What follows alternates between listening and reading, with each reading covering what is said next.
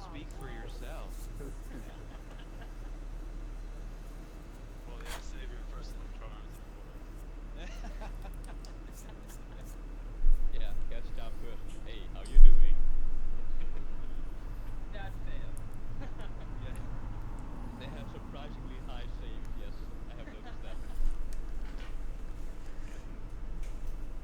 Okay, so are we ready to begin? Let's begin it. I decided to go as a miner after all. I don't know if you want me to tell you the rolls that I make every day ahead of time. You need to know them before. Two rolls that you make that you can assign to any roll that somebody else makes or that you make.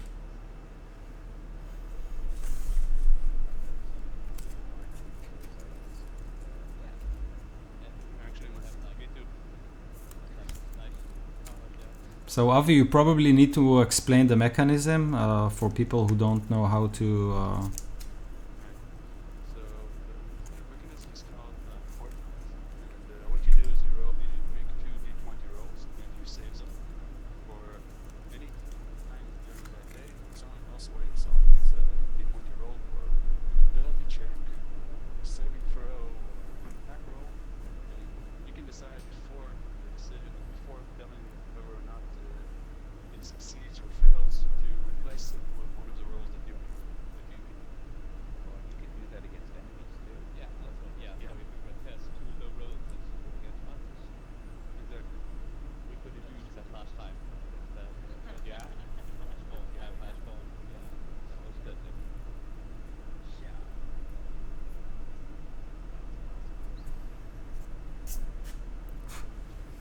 Let's see how it pans out. It's just, I think it's just such a, it adds so much more flavor than just taking like conjure or invoker or something like that, necromancer. Yeah, it's definitely more interesting. Yeah. Okay, we'll see how it goes. So do you need to tell us the rolls or anything? I don't know how you want. You can talk. I have 17 and a 6, which is So these are two numbers that each of the party members can choose to take instead of his roll. or I can give it. I can decide to give it to somebody. Okay. It could be anyone in the party. Anyone in the party. It could be myself.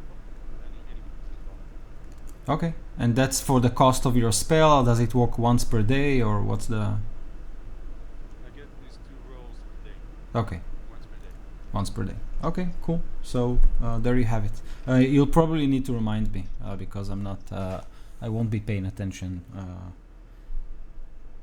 Not because I don't want to. It's Interrupting you, then jump and conversate. Hey, no, that's not that roll. exactly, exactly. Yeah, exactly. Yeah, that's total crap. Let me use this instead. Yeah. Yeah. Okay, so on the previous episode, you brought the body of Barovia's late burgomaster to the church and met priest Donovich, who was praying hard because his son, Daru, was turned by the Devil Strahd and was trapped in the church's basement. And you somehow managed to light the church on fire, and and the Donovich son escaped from the church as a human flame into the mists. So you are all outside looking at the crumbling church with Ismark and Irina standing next to you. The whole point of coming to the church was to bury the burgomaster, Irina's father. So you are now outside with Irina and Ismark there, looking at you, rather shocked. Father Donovich is on his knees, weeping. My son, my son, my church, my son. If I remember correctly, a few of us had grabbed shovels and were starting to. Yeah. They were starting to dig a grave, and I believe the priest had been convinced to also actually perform the burial rites. Correct. And there was a Braven sitting on a grave. Yeah. Yeah. Yeah. Of course, the Yes. Seem to like smack wake in mind before they touch its mind. So again, what do you want to do? Unless anything more pressing happens, I wanted to use awaken mind on the Raven and communicate telepathy. Okay, is there any role associated with this ability? Your alien knowledge gives you the ability to touch minds of other creatures. You can communicate telepathically with any creature within 30 feet of you. They just need to understand the language. They can understand. Okay. So when you concentrate on his on the raven's form, you feel something strange. You immediately understand that this raven is much more intelligent than the usual bird. Okay, and it says to you something like, "Follow me," and then it flutters and disappears into the night. I immediately tell everybody, even though you guys are doing stuff, we need to follow that raven. At this point, Enoch, you all finished with digging the grave, and you notice that Danovich is kneeling in front of the grave.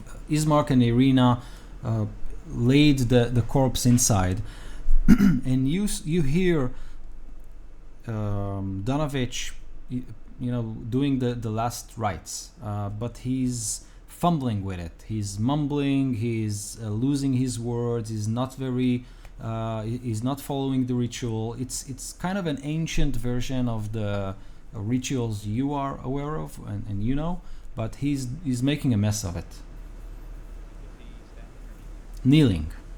Okay, I'm just gonna go and kneel down beside him, put my hand on his shoulder, just not menacing the earth, and I'll just kind of calmly, patiently walk him. Let him follow me. Oh, yes, thank you. With the lights, blessing with all of us, and it will lay the. Oh, it's so difficult. And I'll just speak over him in simple capes to try and kind of hide the Okay.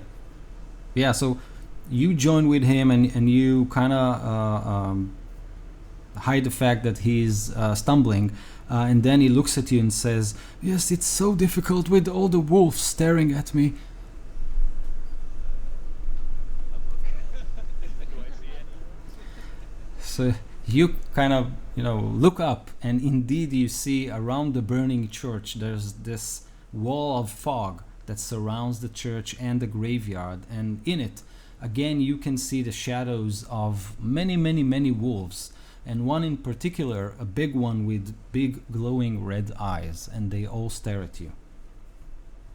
The same one that we saw before? Yes.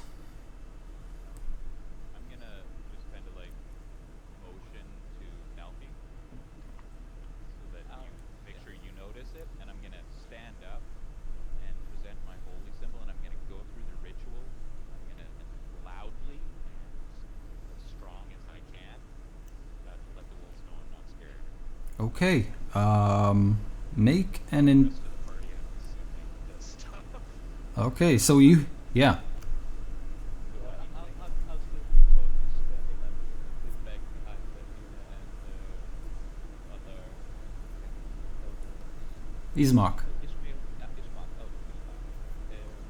and like respectfully, like, yeah, we have to perform this ritual, and while I'm doing this, I have my bow out and an arrow out, like just really getting ready to and keeping an eye on them, especially the big one with the red eyes. So I'm ready when it goes. I'm still unconscious, just FYI. Before you do it. I'm out of spells, so I can't help you. Okay. Facing a raven symbols. I'm picturing him like it's a butterfly, like Yeah, you can hear it from the darkness. I need let's see, Enoch to make an intimidation roll as you raise your holy symbol and cry out the words of the prayer. Five. So much for proficiency. So you fill your chest with air and you try to shout the words of the prayer to make the wolves step back, but you feel as if your voice is swallowed by the fog. Instead of booming around, it kind of dissipates into the darkness. Let's see. Okay. The wolves does seem to step back a little bit, and the big red one steps forward. It licks its jaws and looks at Nelfane.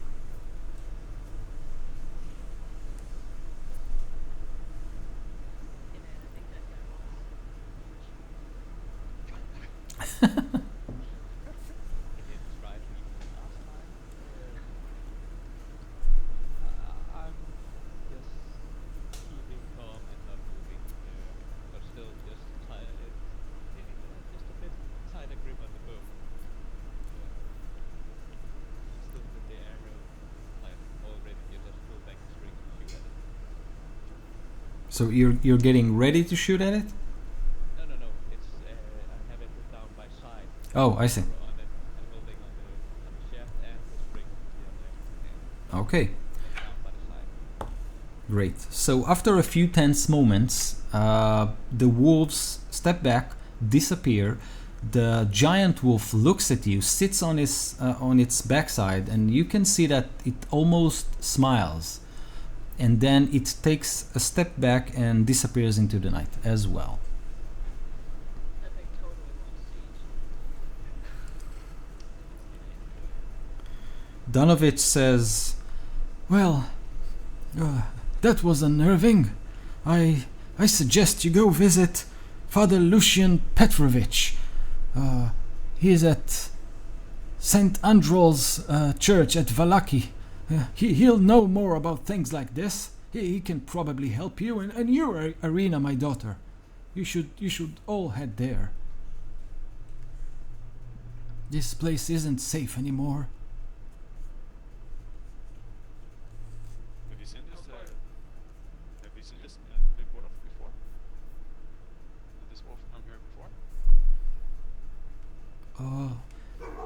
I didn't see him personally, but Daru told me about the devil who had big red eyes.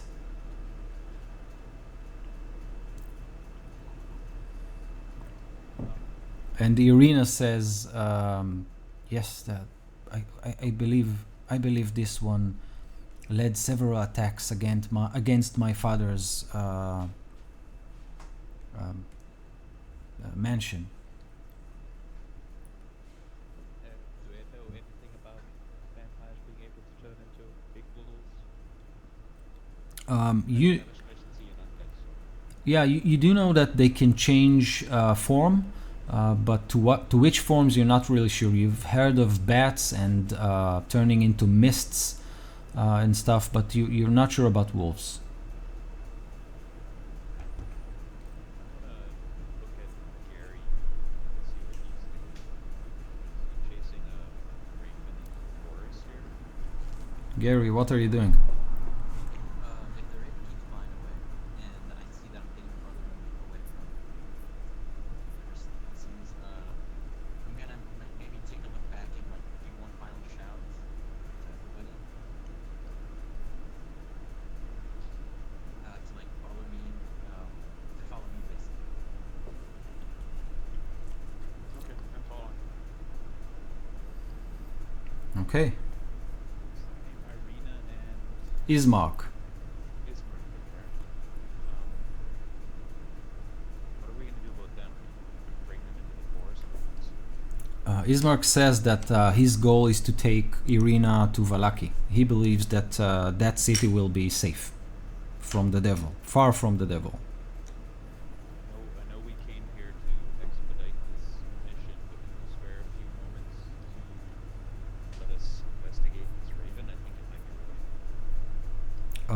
and Ismark says, yes, of course, ravens are a good omen. We should look into it if you think it will be helpful for us. Yeah, but perhaps you should follow along with us if the wolves do decide to come back. Oh yes, of course. And you can hear Irina. She says she actually. Ismark was holding her hand. She leaves his hand and she approaches Enoch and says, "Yes, I'll follow you." Follow Gary. Okay, Gary, I need you to make a perception roll as you all head out from the village.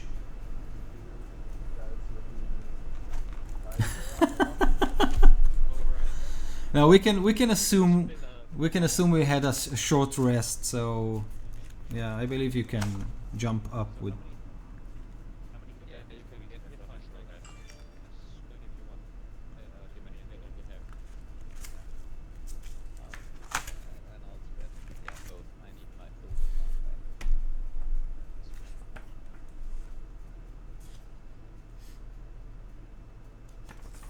Okay. Got my full health points right now. I got an 11 on my perception, by the way. What? How much was that on your perception? 11. Okay.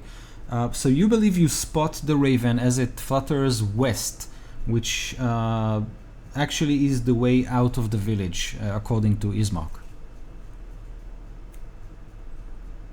How far away at Tim is Valaki?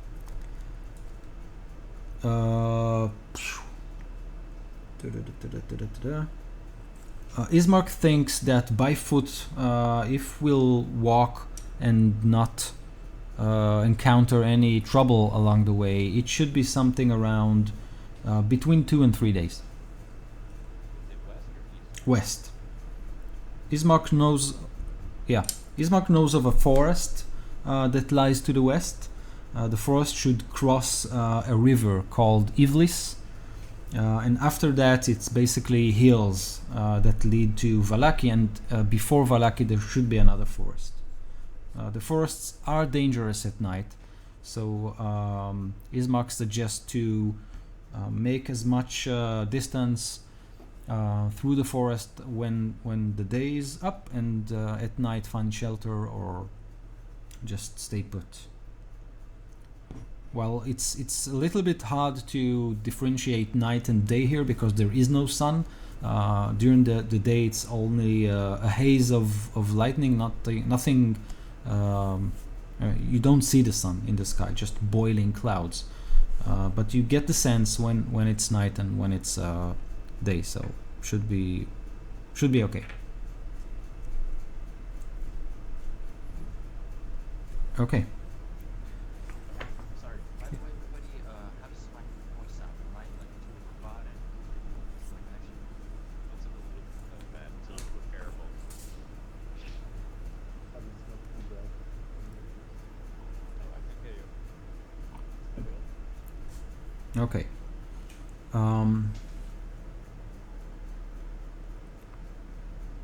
Okay, so you head west.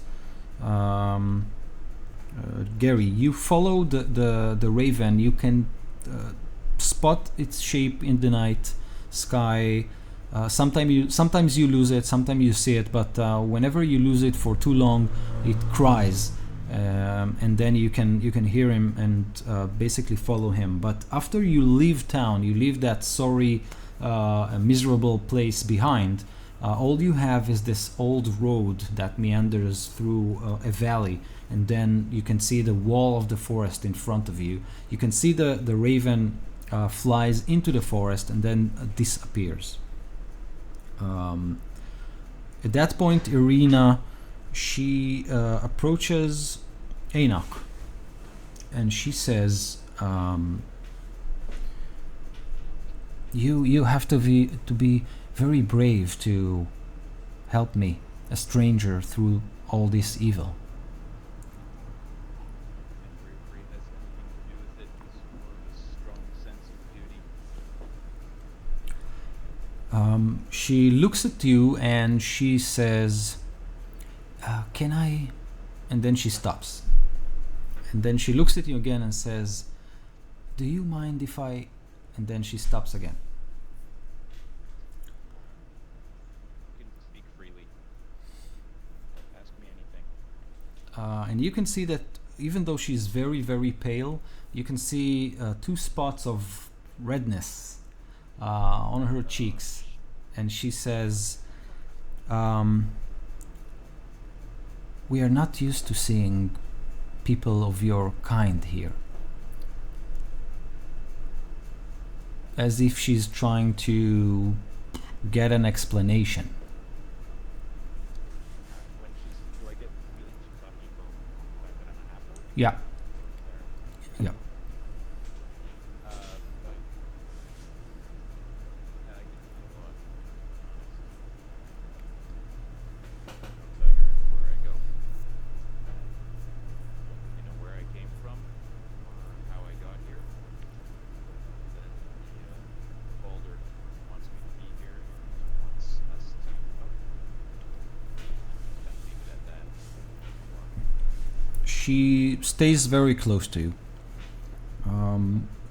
Ismark approaches Nelfane, and he says in a low voice, "Now that you're into the forest, you can see those skeleton of trees around you. The foliage is very thick, so you can't really see the sky. But when you see it, all you can see is, the black clouds above you. It's winter time, so it's very, very cold, and all you can hear is the squish of your boots on the muddy road."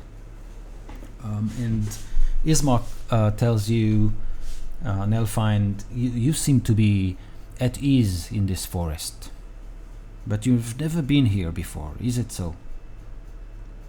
That is correct, but I am used to living on the land and submerging land away from civilization. I'm not too fond of civilization. Ismark says, in Barovia, people who wander in the forest after dark usually do not return. How is it in your place? How is it that you live in the forest and survive? You must be very capable." I am being somewhat capable of this, and it is also very dangerous where I come from. But I have trained for a long time to learn how to survive and any possible dangers. I've learned to run, gates, something like that. At least I thought I had. Thinking back to this vampire. I do have a weakness for trying to destroy the unliving here. Sometimes my bravery can be tested. He's about to say something. Sorry? I was just laughing at the sentence. Oh. He was about to say something, and then he points, "Look, the river."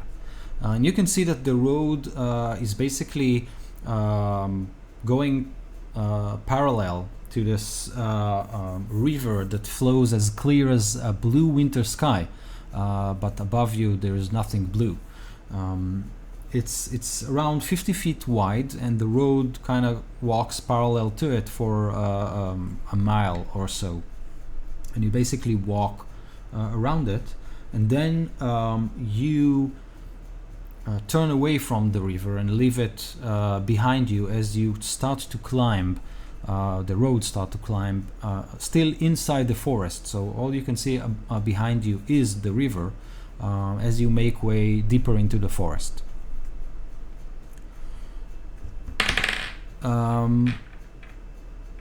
Gary, make another perception roll.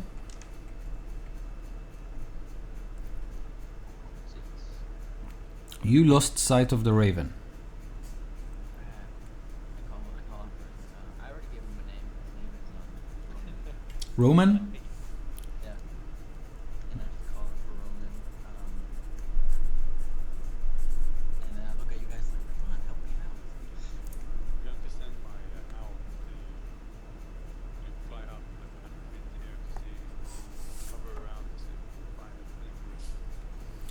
Okay.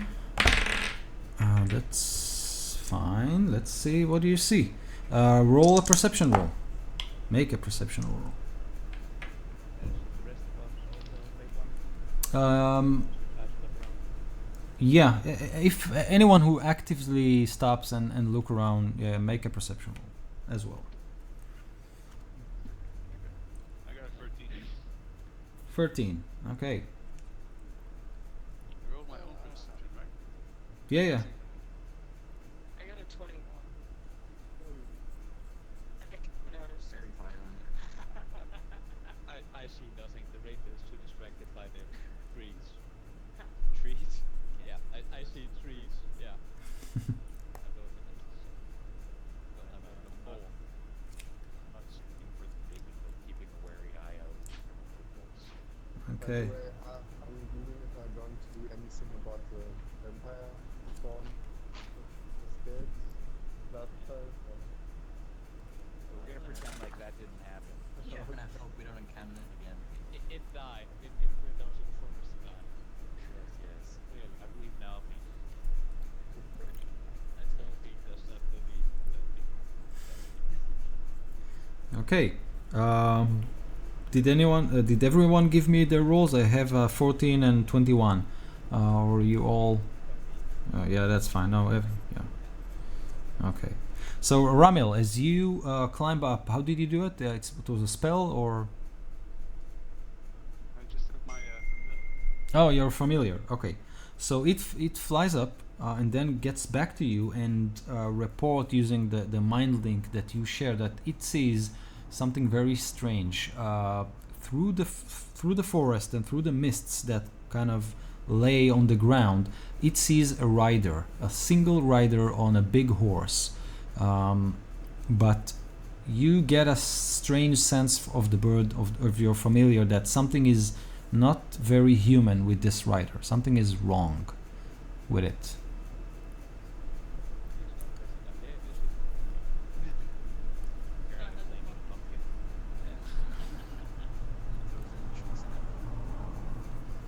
It's about something like 60 or 70 feet to the west. Can you give me a description of it? Can I get a mental description of this rider? That can't happen. All it says that it's wearing armor and a lightless lantern. So it's holding a lantern, but it's without light. You guys want to go check it out? Let me take a look. I'm starting. Plus the 26. 26. So you stealthily continue around the trail, and at first sight of this rider, you turn into the forest. So you are, hiding behind those bushes and branches. You see that through the mists comes a skeletal rider, and it's riding a skeletal horse. It's wearing a ruined metal armor, holding a giant sword in one hand, and it has a lantern that you can see is crumbling and rusty, and it looks as if it's searching for something, but there's no light coming from that lantern.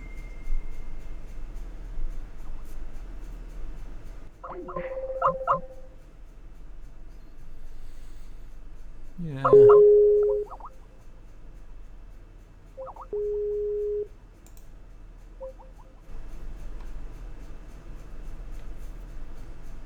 Did you guys crash too? Or was it just Yeah. No. Oh, just like last time.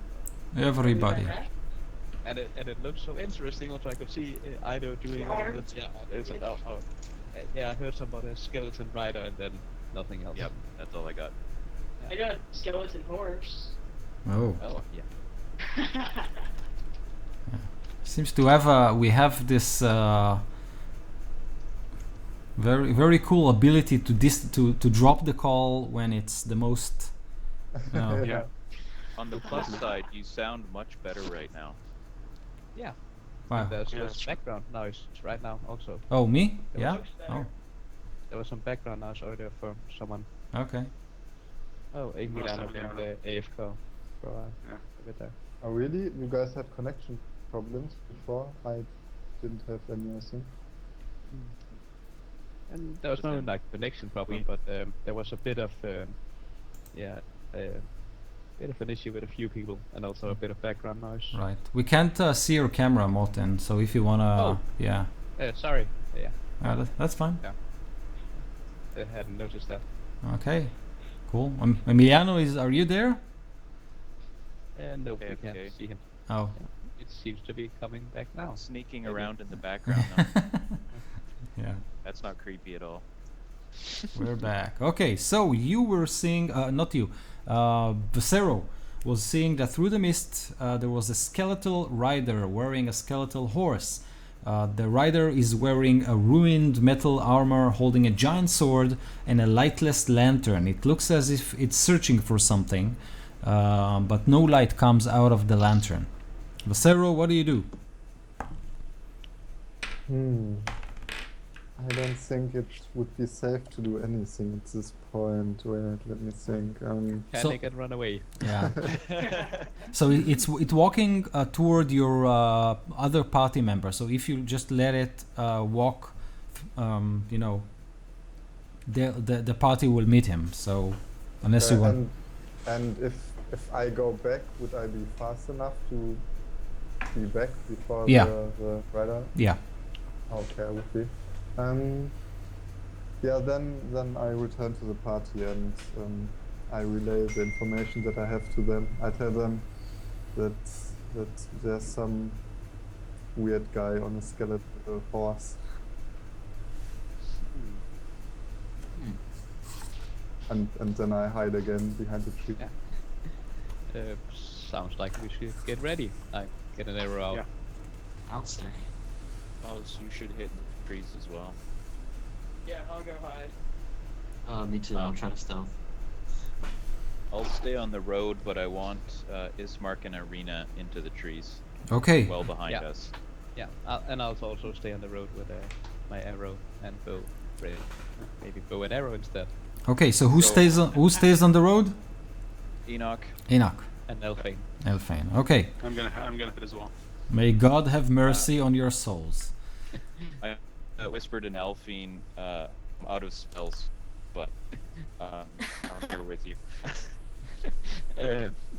Oh right, I felt some connection with nature, but I still haven't refreshed that connection yet. Also, Alright. yeah. But I put have my on- bow. I shoulder my shield and my mace and kind of shrug into my armor, and I'll step in front of Nalfine so that he can use his bow. Okay.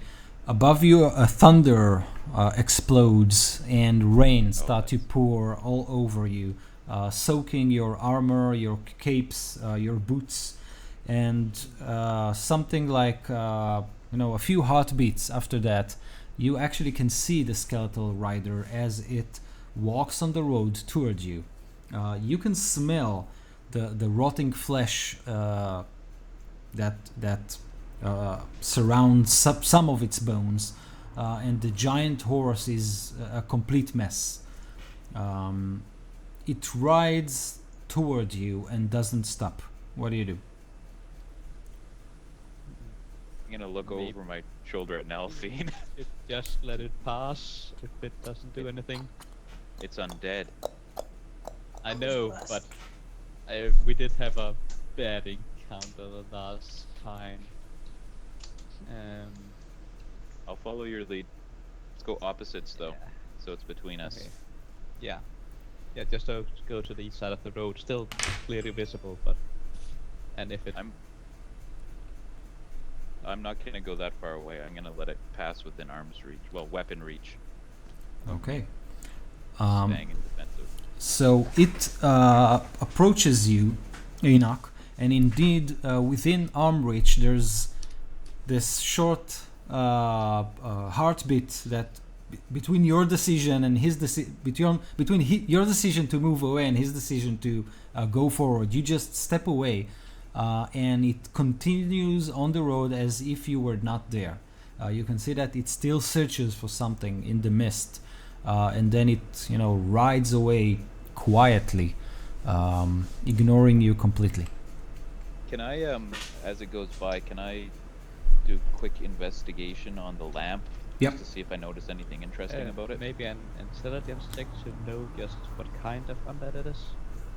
Yeah, Arcana, or I mean, I don't have any training in it, but Well, I So have advantage on checks to know thing about undeads. so Just intelligence Enoch, checks. make a perception roll, and Nelfane, do your thing with the. Yeah. Got a I 17. got a 16 on my perception. Okay. So, Enoch, what you see is now that you get a second closer look, you see that the lantern is actually bearing this sculpture or carving, so to speak, and they are definitely not of Barovia. Barovia tends to be very gothic and simple in its designs, and you can definitely something that is more elven or elvish in design, something that you haven't seen here before. Other than that, it's very ancient. What you also see are the saddlebags of the horse. You can see that they were bitten into. Something, Okay. something, or someone tried to eat them. Okay. Nelfane, you identify the rider and the horse as skeletons, simple skeletons. Let's get it. Let's get it. So when I assume we come back together on the road after it passes, I'm just gonna tell Nelfine that's a elven artifact of some sort, and I kind of motion to the lantern. Yeah, it did appear to just be a simple skeleton. So Let's do it. This is an opportunity for us to redeem ourselves for a previous failure. if it's still within range, I'll. Okay. And if it's still within range, I'll shoot my bow. Okay. Great. Just want to attack him. Seems like just a wanderer. An undead wanderer. I rage. Yeah, but it's clearly undead. Yeah. Kind of bigotry, isn't it? Bigotry. Oh yeah, we no, racist. We're racist. Those undead. Yeah, they're dicks. We're So definitely racist all of against them. undead. Yeah. Do it, Nelfane. Shoot your bow. Oh, yeah. A 24 to hit, if it's still within medium range or short range. Sorry. Yeah. So That's you're 150 feet, yeah. and then I do 7 piercing damage to that. So your arrow basically breaks down this joint in his arm, and the arm that isn't holding the sword falls off the horse. At this point, the creature lifts its head, pulls the reins, the rotting reins of the horse around, and charges. And at this point, I need you all to make initiative rolls. Yeah. That's a 3 for me. 18. 20 for me. Wait. Yeah. So Enoch, 6. 6. Nelfane, 18. 18. Aramil, 20. 20. Lucero, 18. 18. Gary, 3. cool. Mouse, See you in 10 minutes. 18. 18. Okay, 3 18s. Aramil. Yeah, right? So I'm gonna cast a Ray of Frost at the horse. Okay, do it. Okay, I'm not I even got gonna get a chance. 22. 22 is a hit. Okay. You're alive, yours. Okay, he gets 5 cold damage. His speed is reduced by 10 until the start of my next turn. 5. Okay. Good choice. And I move to a place a better location, to a better cover location. Okay. So the first 18, Nelfane. Okay. I'll shoot my bow again. On the horse or on the rider? I'll shoot at the horse this time. Yeah. Okay. 13. 13 on the horse. Yep, it's a hit. Oh, good. And 12 damage. 12 damage. Oh yeah, almost max. And our camera's turned off again.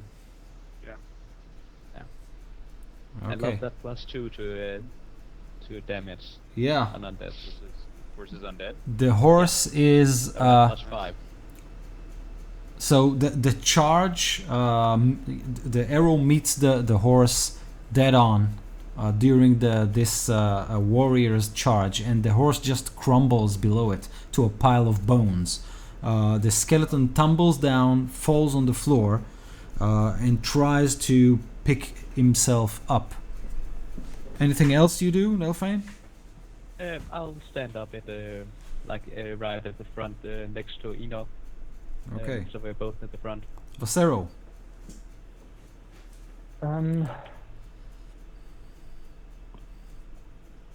I don't really want to kill it actually.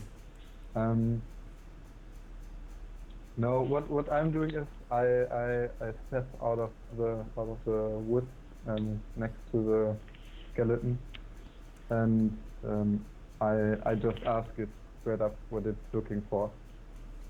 You ask it what it's looking for? Yep.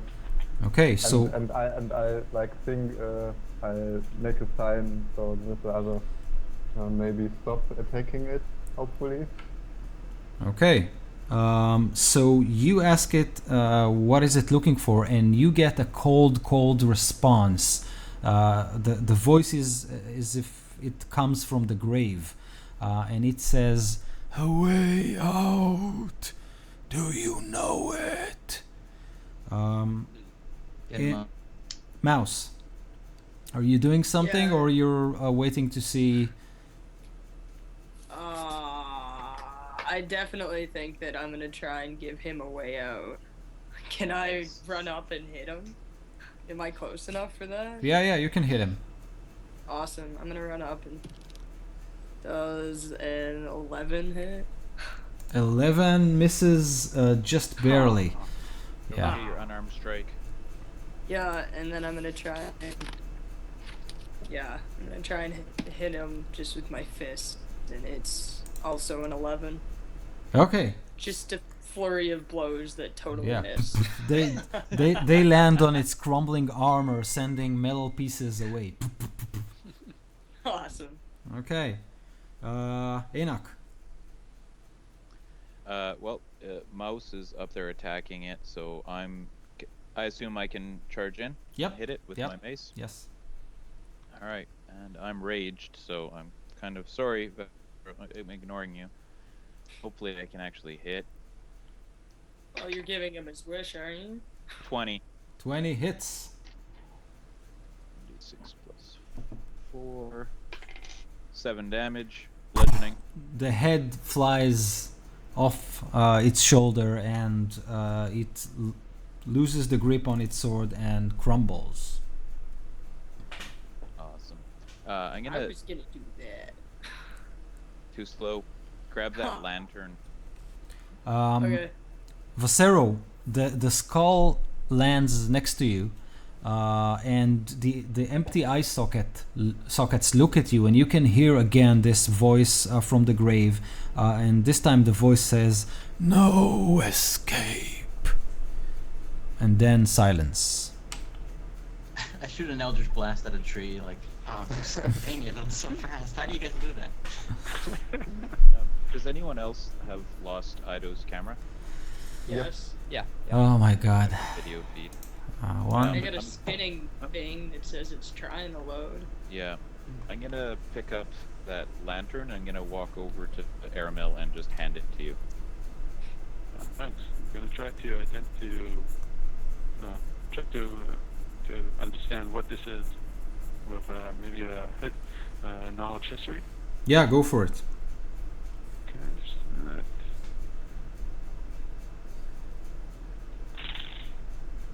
Okay, so we got a 16. 16. You actually believe that this lantern comes from your home world. Okay. What is Very wrong? well. That's an excellent question. Yeah, it's Like probably our home world, where we where you. disappeared from? Yeah, exactly. Just a fellow adventurer. We Is it shouldn't have killed magical? him. That does not look promising. Nope.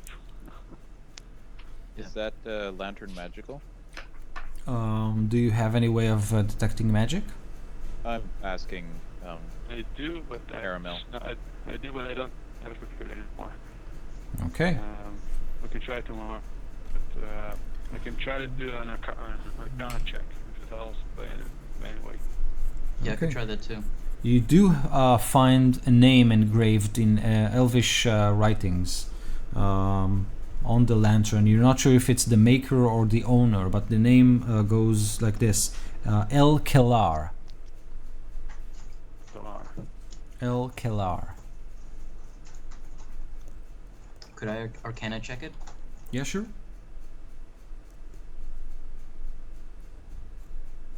22.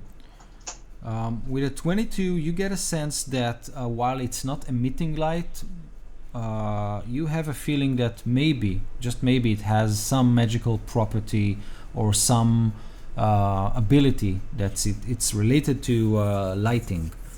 Maybe something to do with sight, maybe something to do with special sort of sight, but you're not sure. The design definitely makes it a little bit more expensive than a usual lantern, but you're not sure. I relate this to Barovia. I'm like, yeah, I don't know, just magic jargon comes out of my face. It's more of a hunch with an arcana check, so So I need to identify it. Actually, it's going to be a problem. Aren't you supposed to be good at this? Sorry? Yeah, I'm supposed to be good at this, but I need to spell. So tomorrow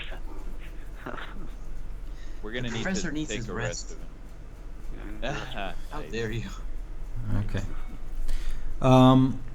You all continue while Aramil examines the lantern with Gary's help, and you continue along the path with Irina and Ismark again. Yep. Before we go, what about the sword and armor of this? The armor was reduced to bits of metal. The sword is still lying there in the mud. What kind of sword is it? Is it any good? It's rusted, but it's still usable. You think it's elven made? What kind of sword is it? Longsword?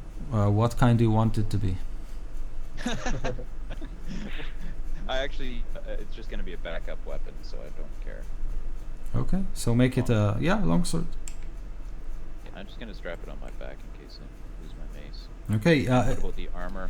The armor is not usable. It's totally ruined. Okay. The sword also have this engraving El Kalar. El Kalar. Yeah. And what about the saddlebags? Are there anything in those?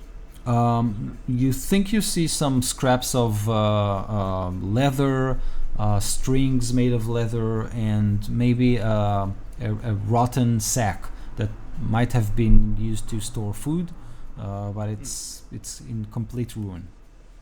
Yeah. The I didn't think there would be anything, but the bite never hurts marks. to look. The bite marks are human size. But that's odd. Well, That's fun. zombies maybe. Yeah. Certainly unexpected. Vampires. I was hungry. Does it Kalar ring any bell to any one of us?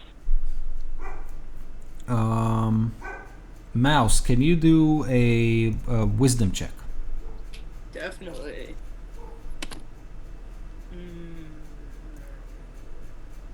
11.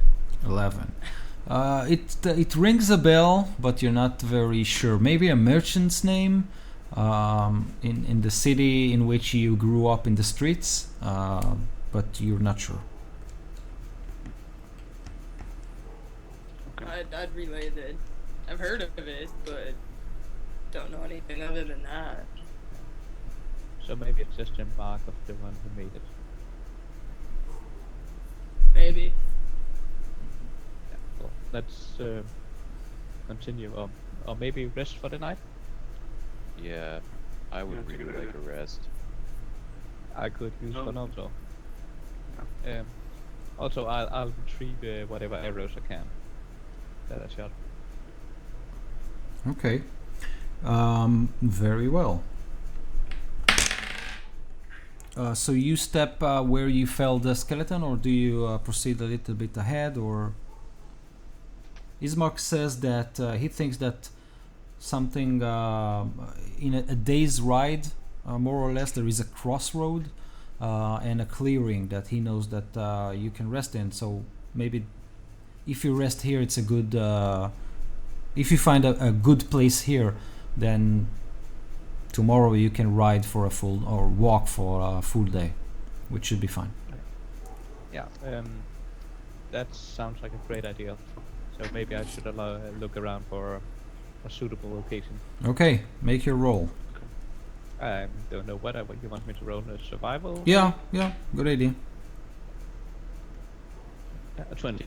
20. So you find two boulders that can be used as a sort of a shelter, and you lead the party there. It's a very small clearing. There's a place that can be used as a shelter from the wind, and you can even place guards if you want. I suggest we do that. Before we go to sleep for the night, I'm gonna cast mending on people's armor and weapons and clothes. Just keep things maintained. Okay. Can mend the arrow.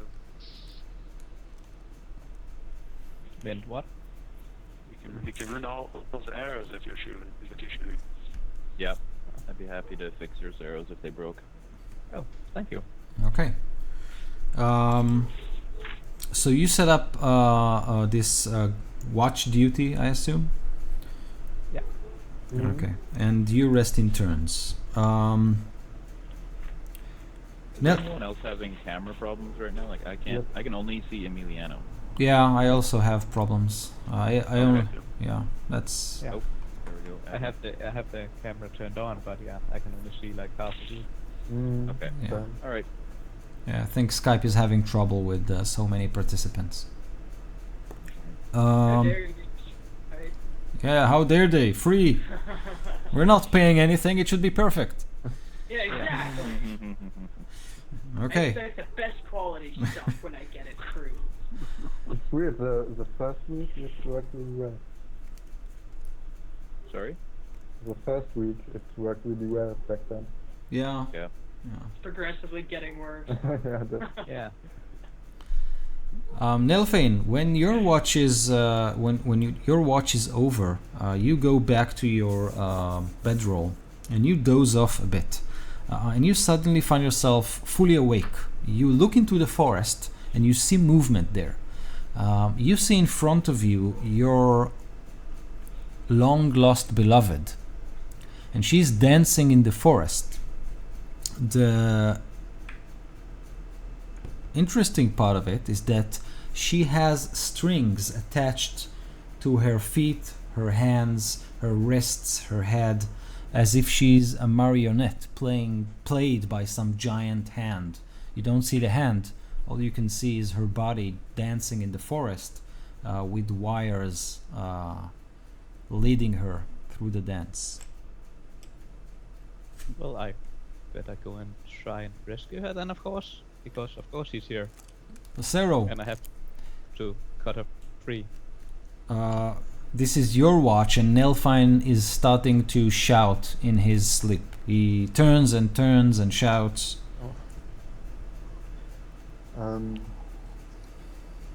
I think I just shrug it off, and I mean I'm on watch duty. I shouldn't be like in someone's tent looking at.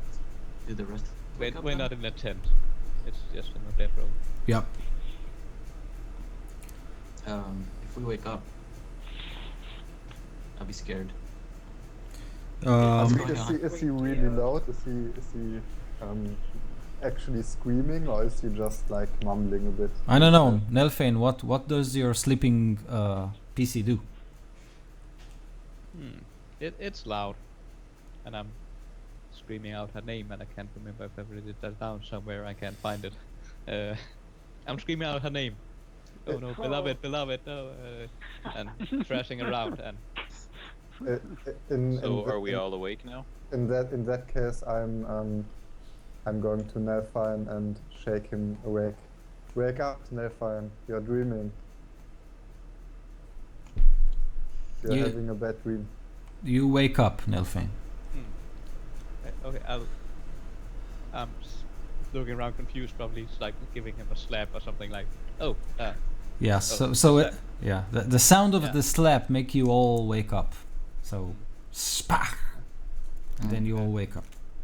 Oh, yeah. I'm like, we're in the middle of the forest. It's alright, Nelfine. I've had those before. Mm-hmm. Sorry about that. It must have been a dream. It was so real. What was it about? Definitely curious. Just someone I once knew. I was. I had to go rescue her. So what? Are you good? Well, yes, and you can clearly say I'm lying. Come on, man. Yeah. Known you for long enough. Don't give me that. Oh yeah. Just give me a moment. I'll be fine. And I pull out a small glass vial, like a perfume bottle that's clearly empty, and just open it up and smells a little, and then puts it away again. Nelfine's chasing the dragon again. No, man, that's a spoon. How do you know, Mouse? Come on, you've never seen a movie. What's a movie? Yeah, what these movies Pictures? speak of? So you all kind of trying to relax and laugh that bad dream away. Enoch, you suddenly hear in a very clear voice. You're not sure if it's inside your head or outside your head, but you can hear, "I see you." Up onto my feet, shield and mace in hand, and I'm gonna cast light. Just on a tree out in the a ways away, and I'm just like staring wide-eyed. Did you hear that? None of you heard anything, but you all saw Enoch turn around and ignites one of the trees, wrapping it in light. I immediately get up as well. Yeah, me too. I'm not going to sleep again. There's no one around, Enoch. Put out the light. I heard a voice. I heard someone say they see me. We're in the middle of the forest. We shouldn't be making any sounds here and putting up lights and everything. I'll dismiss my light, but I'm not relaxing. I'm looking over towards the lantern that Aramil has, and could that thing be cursed? I spin on the lantern. Just attack it, hit it like a baseball. Smash!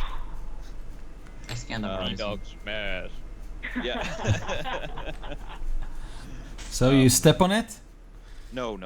No, I'm gonna. If I spin on it and no noise comes from it, I'm just looking around like in a worried state. Yeah. You can relax, Enoch. I'm on the lookout for anything. Go back to sleep. But you didn't hear it. No, I didn't hear any. There was no sound. And I look at Mouse, like, did you hear it, kind of thing? I shrug my shoulders, like, nah, man. I think you're losing it. I'll move my bedroll to the rock, so I'm like sleeping in a sitting position. And I will try and sleep with my mace in my arms. I'll Okay. move up next to him. Okay. I'll crash here too. I asked Nalfine for some of his sleeping drugs. I say it's not drugs. It's just a perfume bottle that still has a bit of the smell from it. Alright, dude. And then I try to go to sleep. Okay, so you try to pass the rest of the night You wake up a little bit exhausted from this bad night with bad dreams. It's cold, and you only get to eat what an Elfane caught in the forest, which is not Actually- a lot. Yeah, actually. I have a new spell now. Oh. So if we don't have any food, then I could just get good berries and we'll have a ration for a day. All of Oh, us. awesome! So you, great. So you all eat those berries. Just one berry for you. Yeah. And we are 106. no, one berry for each Sorry, person. Okay. Oh, alright. Okay. And I make 10 of them. Yeah. So Okay. that should be plenty. So you continue your travel in the forest, in this bleak forest, a little bit shaken from the night's event, but you manage to walk half of the day with no special incident, other than this gloomy silence that surrounds you. Each of you is, concentrated in his own thoughts and own reflections of what happened till now, and the steep road it climbs up still, kind of makes you all a little bit weary after a half day of traveling. You stop to drink and refresh yourself, and you continue to push on to make to the crossroads Ismark told you about. Aramil, can you identify that lantern now? Okay, I really can't. He doesn't have the spell. He said he needed the identify spell. I don't I have the like- spell. I mistook that for the slot. I don't have the spell, and even if I took it for this, while leveling up, I need like a pearl that costs 100 gold pieces, which, Ah, I'm kind of broke. also kind of expensive to identify a lamp for 100 gold, which might not Yeah. even be. Yeah, And but No, you but can it's, still Bellcat. it's not good. This lantern is really expensive. You can sell it for 20 gold. After spending 100 gold. Yeah, I thought all you needed was you your don't need to spend spellcasting it for. focus. You don't need to spend it for casting. It's a one-time expense. Yeah. But still, I'm broke. Ismark wants to reach the crossroads before nightfall, so you can all rest there. So you continue with haste, and indeed, just by nightfall, you reach the crossroad, and the fog parts way, and you can see this old wooden gallows that creaks in the chill wind that blows down from the high ground to the west, which is the way you are headed. You can see a frayed length of rope dances from the beam, and the well-worn road splits here, and you can see a signpost that points to the east, to the northwest, and to the southwest. To the east, this is the road that you came from. The sign said Barovia village. To the northwest, the scripture says Tser Pool. This is Tser, Tser Pool. And to the southwest, the road said, the signpost said Ravenloft/Velaki. You can see that the northwest fork that leads to Ravenloft, to Tser Pool, is now meandering down and disappears into the trees, while the southwest fork still continues to climb up. Across the gallows, you can see a low wall crumbling, and the low wall is surrounded by a small plot of graves, and they are shrouded in fog. There's this blanket of fog around the graves. Did we get a chance to look at a map of this land at some point? No, you didn't ask for one, and Ismark says that he doesn't have any map on him. So where was the place that we wanted to bring the girl to? Valaki. Yeah. That's southwest, the sign says. But it also said, what was it, the castle Ravenloft? or just Ravenloft. Yeah. Yes, indeed. Can I, as we've been walking, could I have been keeping an eye out for the raven? Yes. I need you to make a perception roll. Perception. 16. Okay. So with a 16, you see that you can see the form of the raven is on one of the trees at the crossroad, and it squeaks once and heads to the southwest. To the northwest, where it says Pool, and disappears there. Well, we know where we need to go. Yeah. We're heading northwest. We Um, did agree and that we would follow the raven. Yeah, but the sign says Valaki that way. Uh, You gonna trust a sign over a raven? Ismark, how far is Sarah Pool down this road? Oh, it's not very far. I think there is a Vistani camp there. Vistani. Camp. Those gypsy women that Yes. had the weird shadows. And Tried to seduce you. Arena How says, about them? I don't trust them. Yeah, I'm with her. Yeah, so shouldn't we be going the other way as the sign says? Wouldn't that be the right way to go? Isn't this the wrong direction? I say, isn't Valaki to the southwest? Ismark says, well, sister, that's a silly superstition. They are just simple merchants and traders. There's nothing strange about them. I don't know, I think this raven is important. It's a good omen here, and it's definitely intelligent. I think we should Yeah. at least go investigate Sarah Pool. If we have the time, and I look at Irina.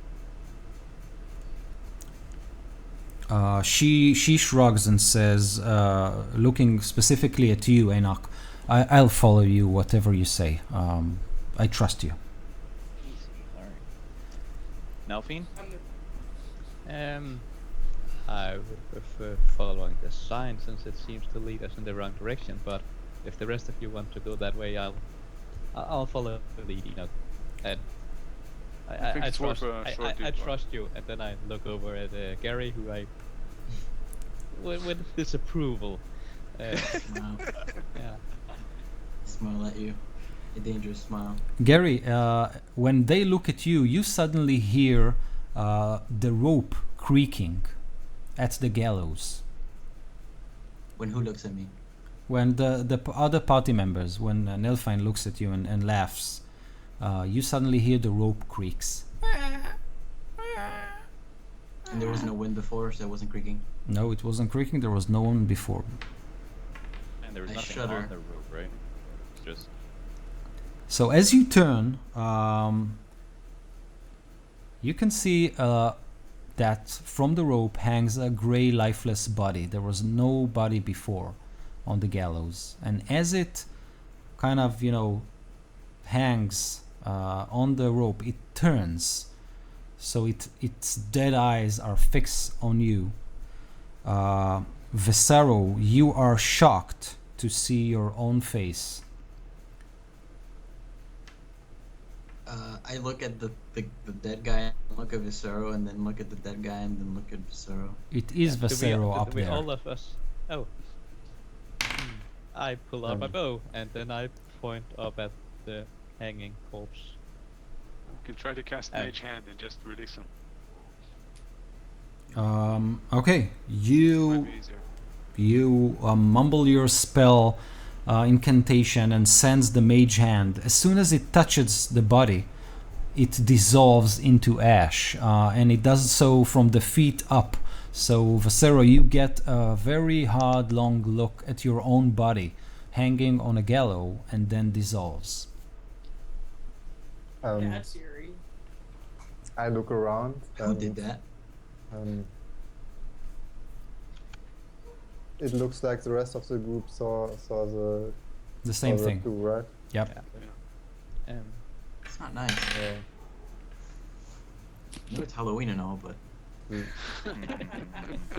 this is Uh, we're screwed here. Guys.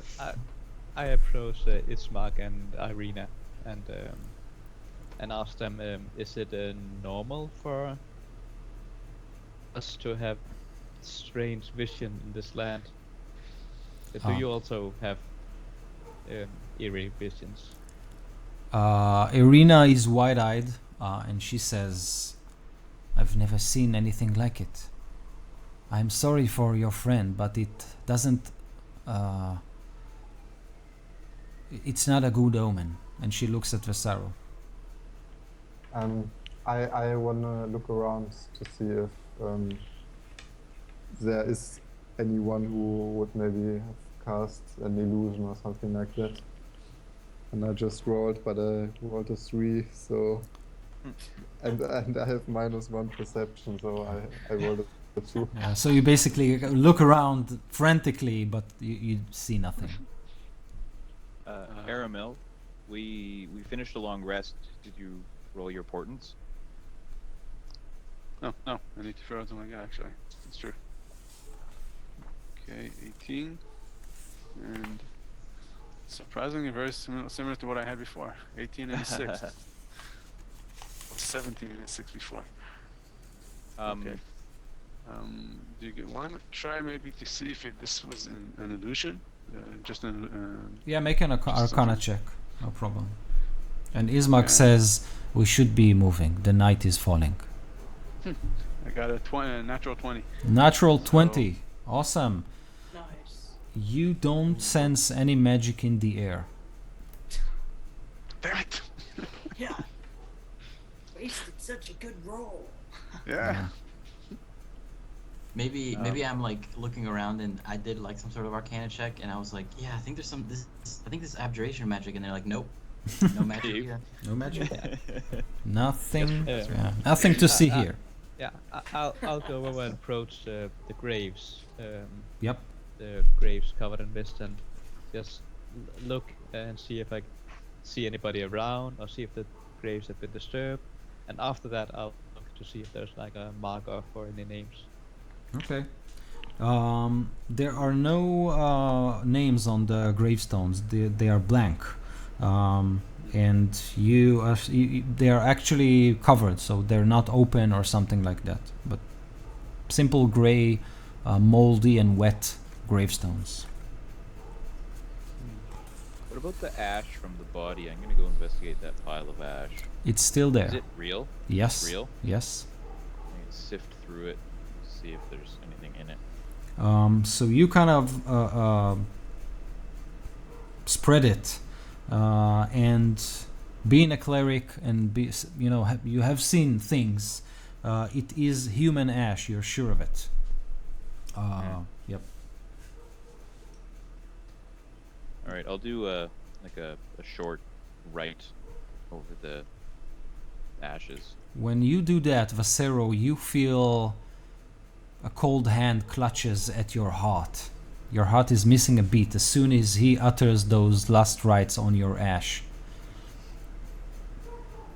You know, the hairs on the back of your neck are standing. I just look around again to see if I don't know if there's anyone. I feel fallout a little bit, I think. As you look around, you suddenly spot flames, a campfire through the woods to the southwest, I think, where the sign I was saying Tsur Pool. You suddenly see a burst of flame, and it's orange and yellow and green, and then you can see only red flames flicker in the distance, but that's it. Serpool was to the northeast. Yeah. Northwest. Yeah. Yeah. Oh man. Yeah. Do we all And I see can it, look or at the s- map in Roll20, so it's easier. And I really wanted to have a map of the place actually in character, but yeah, it's fine. Only Visceral sees the fire? If you look to where he points, then you can all see it. Oh, now I'm torn. Like, I don't know. Let's go. Let's go investigate that. I don't want to camp here at this crossroads, anyways. No. Yeah. No. You want to Okay. put a graveyard in the gallows? Yeah, well, we could That- we'll that's lie right. down next to the graves. Just Like, cuddle up with a like corpse. a resting place. Everybody gets your own. Okay. It's like a headboard, right? Gary, you don't see the raven anymore, but as the group starts to descend toward the camp or the flames, you kind of lose sight of it, but you feel it's there. Okay. As it flies away, could I maybe like ping it like telepathically? Like, are you gonna leave? Do a speed test on it. Yeah, just like get the MS. You get a sense that it's watching you, but you're not sure why. The road gradually disappears and is replaced by a twisted, muddy path through the trees. Deep roots in the earth are evidence of the coming and going of wagons. The canopy of mist and branches suddenly gives way to black clouds boiling far above. There is a clearing here, next to a river that widens to form a small lake, several hundred feet across. You can see 5 colorful round tents, each 10 feet in diameter, that are pitched outside a ring of 4 barrel-topped wagons. And there is a much larger tent in the middle of all this, and you can see that it is there is some sort of a fire inside of the tent. You can see that it's lit from inside. You can see 8 unbridled horses. They drink from the river, and you hear music, accordions and flutes and castañeras, I think it's called, and people are dancing and singing. You can see that they are brightly they are clothed with brightly colored clothes, like the 3 ladies you saw at the tavern. And as you stumble into the clearing, the music stops, people stop, everyone they just hold and look at you. And then one of them looks at you and says, "You! Come on and join us! Come on, we have drinks, we have food, we have fire! Come and party with us! Come on, come on, come all!" I joined the party. I have to resist. I look at Ismark and Irina. What are they doing?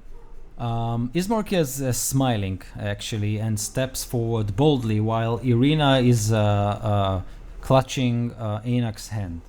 Your hand, sorry. Hello. I think he we broke up. lost him. Oh, I'm here? Yeah, you're You're back. Oh, You I'm stayed back. there for Okay, okay. So I said that Ismark is smiling. He steps forward as if he's happy to see them, but Irina is clutching Anak's hand. Come, drink. You can drink with us. You can eat with us. You'll be safe here from the troubles of the night. Come on. Anyone knows how to play something? And the accordion starts to play again. I'll approach him and say, maybe you'll allow us to rest nearby, like over here, with make our own fire. Of We don't want course. to disturb you.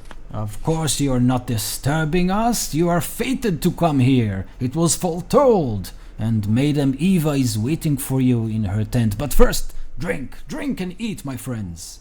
As soon as he says that, I try to go for Ismark's shirt and just like pull him back. Cause like in all this gloom, seeing this, it's just like the contrast is too real. Like I don't trust it. So You can see around that small campfire, you can see 6 people. They are drinking. Half of them are passed out, basically drinking and eating, and the one that is dancing around you is holding this small accordion that he's playing, and he's singing. Yeah.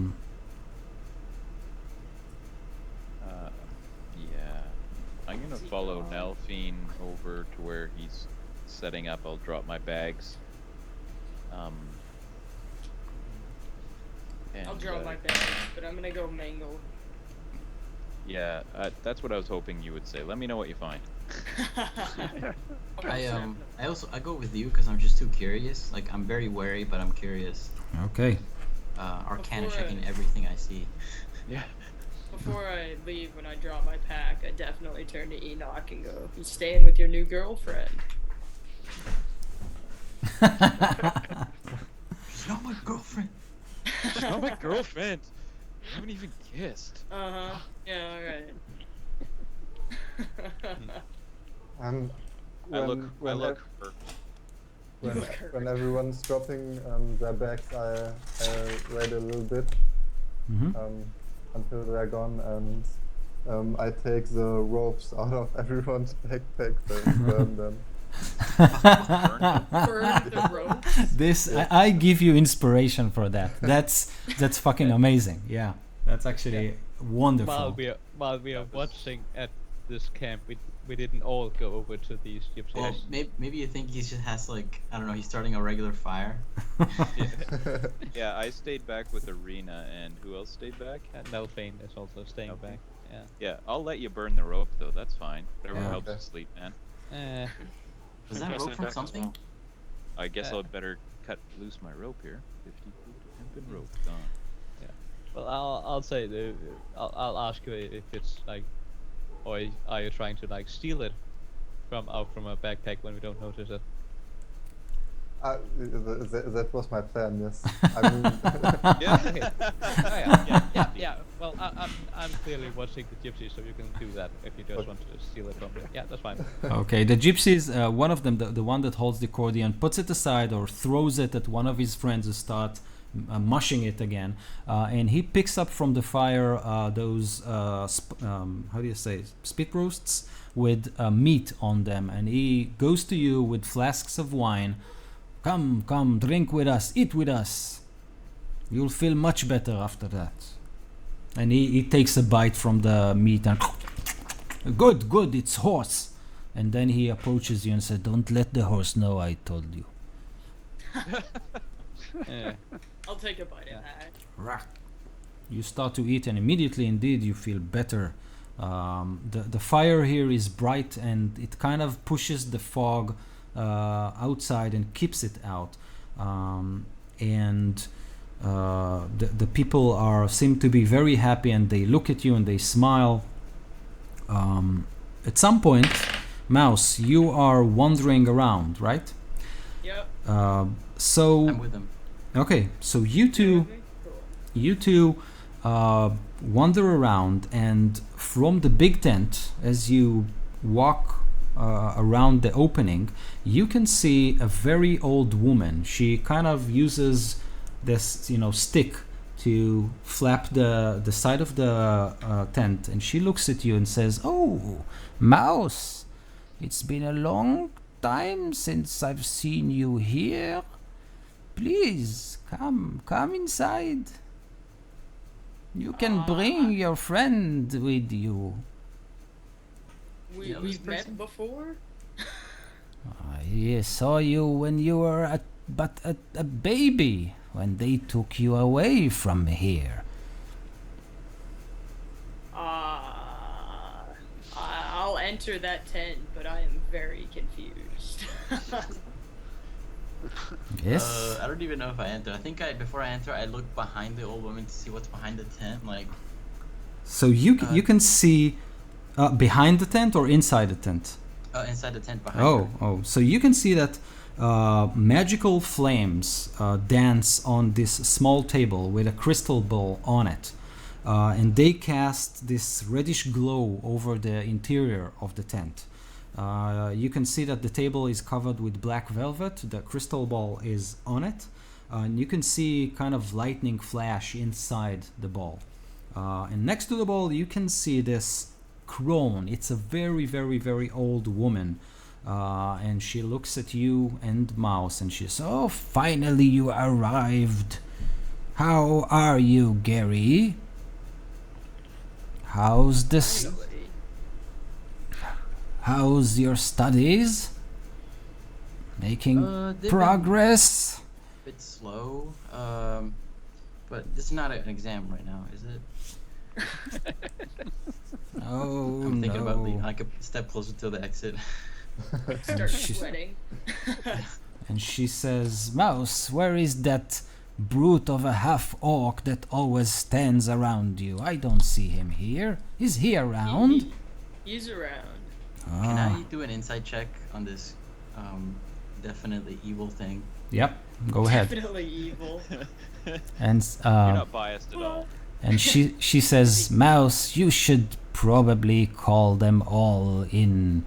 Mouse, you didn't tell them your real name, right?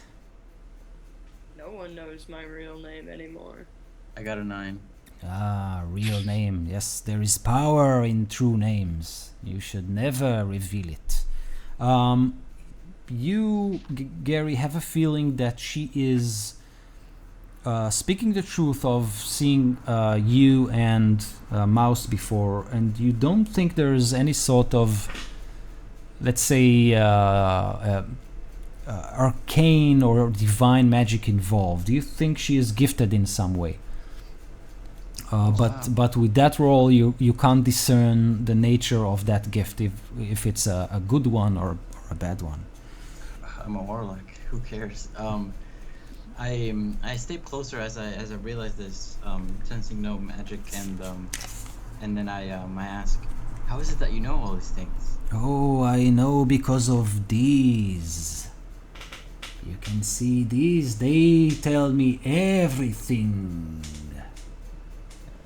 And The picture quality is really bad, so can't really see what pictures one is. But I'm guessing it's tarot cards. Exactly. And she says, "Come, you should all know your fortunes now that you have stepped into the land of Strahd von Zarovich." Yes. I sit down in front of her on the table, Mouse, ready for my divination. call your other friends here. I feel a reading coming. All right. Yeah. Okay. I'll go get the rest of them. I run out excitedly Oh, you ran out excitedly. to get him. Well, if it's just Mouse coming along to ask, I'll come reluctantly. Well, And I'm gonna if start Gary off is coming along really excited, then I'm really, really reluctant to come along. Crazy gypsy lady claims to. Mom and Dad, can we go and like read our fortunes read? No, go stay in the How corner. much is this gonna cost? Big. Okay. And as we pass through the camp to get into that, I'm looking at some of the bottle drinking and just licking my lips and then quickly looking away. No drink. I'll see you doing that and run over and grab one of them and come back. I'm not sharing. I'm just getting my own. Okay. Little bastard. We're Okay. not gonna eat or drink anything that they provided. We're still sustained by the good berry. Yep. It's that. I also want to point out that I'm only gonna let Arena hold my hand in as much as it's a fear-based response from her. As soon as I feel like it's beyond that, I'm not. It is I'm way not down too late with for that. for me. Yeah. Her I'm not vampiric down with grip that. just rips your arm off. Yeah. And Okay. beats me to death with a bloody stump over her. Yes. But I will tell her that I'm going to follow my brother.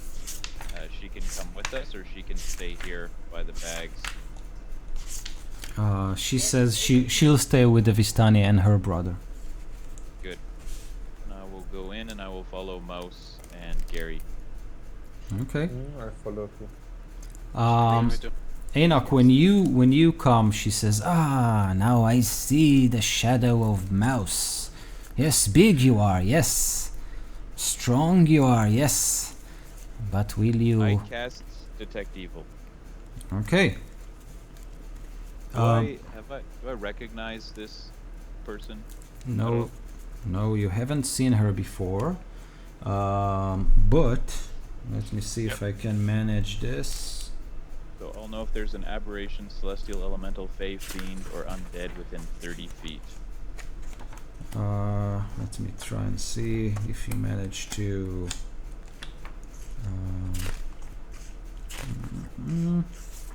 I'm pointing all the magic stuff to Adamir, and being like, look at this. Yeah. So you feel no evil emanating from her, and you only see a human. She's ancient, but she's human. I have a picture here. I'll try to show it without. I don't see your video at all. Oh, you can't see my video? Okay. No. Yeah. Okay, so it doesn't matter. I'll send you a picture. I can see the video, but it's really bad, so can't Yeah. barely see anything. Yeah, okay. No, let's keep it that. It's a mystery. You can imagine this old crone look at you smiling with the crystal ball at her face. And then she... I'll roll up. With an Arcana check, and can I try to understand the source of her? Is there any source of magic around her? If the crystal ball is actually magical. The crystal ball is indeed magical, and she looks at the crystal ball and at you, Aramil, and she says, "Oh, it intrigues you, yes, Aramil. You want to discern its purpose, its origin. Maybe there was a book written on it. But I'm sure there is. Oh. But if you really want to know what's to become in this land and what is your future all about, you should consult my cards." And she flips them on the table and shuffles them. And I don't know, whoever can see the stream, the video stream, I actually... See you shuffling it, yeah. Yeah, so I'm shuffling the cards as we speak, right? All random here. Yeah. Oh yeah, he's packing it and looking at him, yeah, and putting him in order. Mm. Yeah, I can see Yeah, that. Yeah. stacking the deck. I can picture it. Yeah. I will move and stand behind Mouse, Okay. towering over him. Got my mace in my hand, but my shield is on my back. Okay. I'm gonna jump up in your shoulders so I can get a better vantage point of this table. It's gotta be like above my eye. Right? And she says, as she touches the card, she kind of lay her hands on the cards, and she says, "You have come here as it was foretold. But if you want to, the dark powers, and if you want to get out of here alive, you should heed the fortunes of the cards. Listen well, because what they provide might save your life." And she flips the first card and says, "This card tells of history. Knowledge of the ancient will help you better understand your enemy." And she shows you this card. I don't know if you can actually see it. And barely. Barely, yeah. So it's a 5 of stars, and the name of it on it is Elementalist.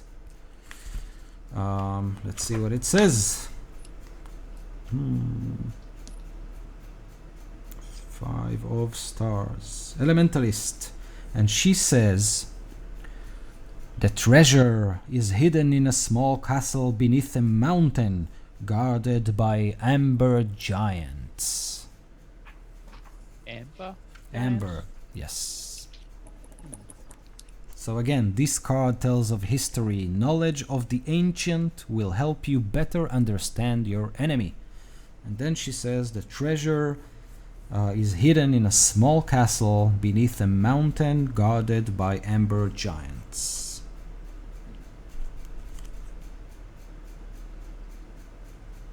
Okay. Yeah.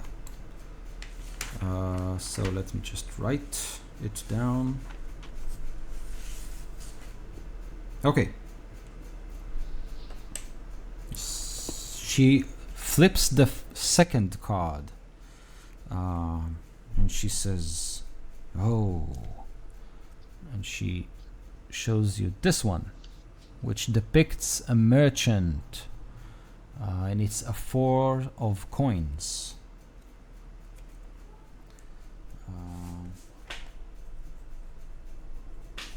And then she says, "This card tells of a powerful force for good and protection, a holy symbol of great hope." A powerful force. Powerful force for good and protection, a holy symbol of great hope.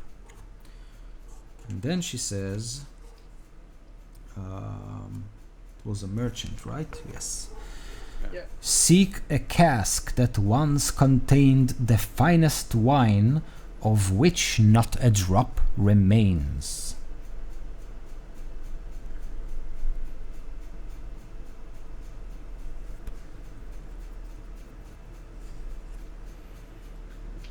Okay. Da-da-da-da-da.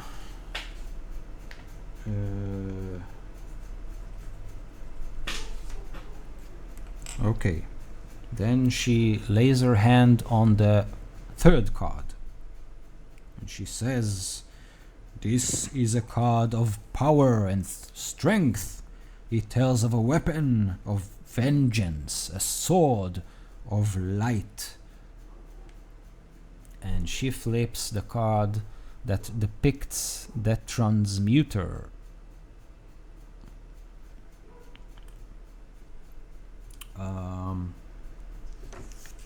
Now let's see. Transmuter. Okay. And then she says, closing her eyes and showing only whites, she says, "Go to a place of dizzying heights where the stone itself is alive."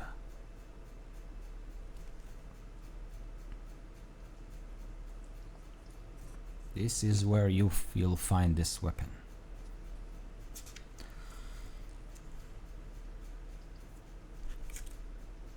And then she says, with her hand on the fourth card, she says, "This card sheds lights on one who will help you greatly in the battle against darkness." And she flips over. Oh, that's cool. The Raven. Nice. Right. That's cool. And then she says, wait.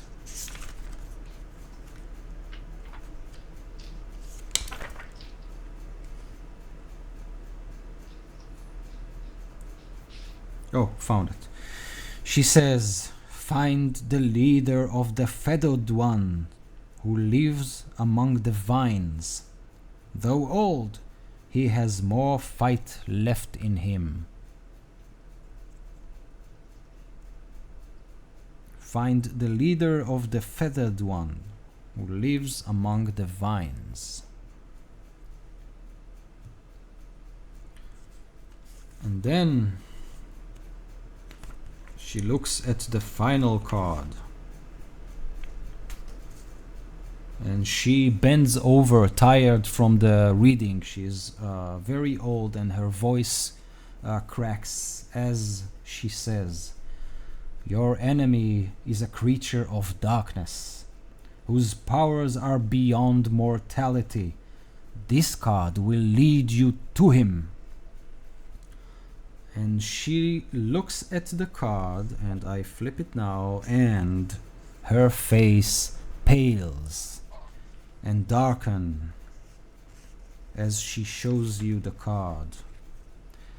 And my friends, unfortunately, this is the executioner. And with a dark, breaking voice, she tells you, "I see a dark figure on a balcony looking upon his tortured land with a twisted smile." And then she slumps on the table, looking shaken and ashes, her face like ashes as she looks at all of you. And Vasero, her eyes rest on you. Her sad eyes rest on you, and she says, "You should all rest now. You are safe from the evils of the night in this camp. Eat, drink, and gather your forces. You will need them."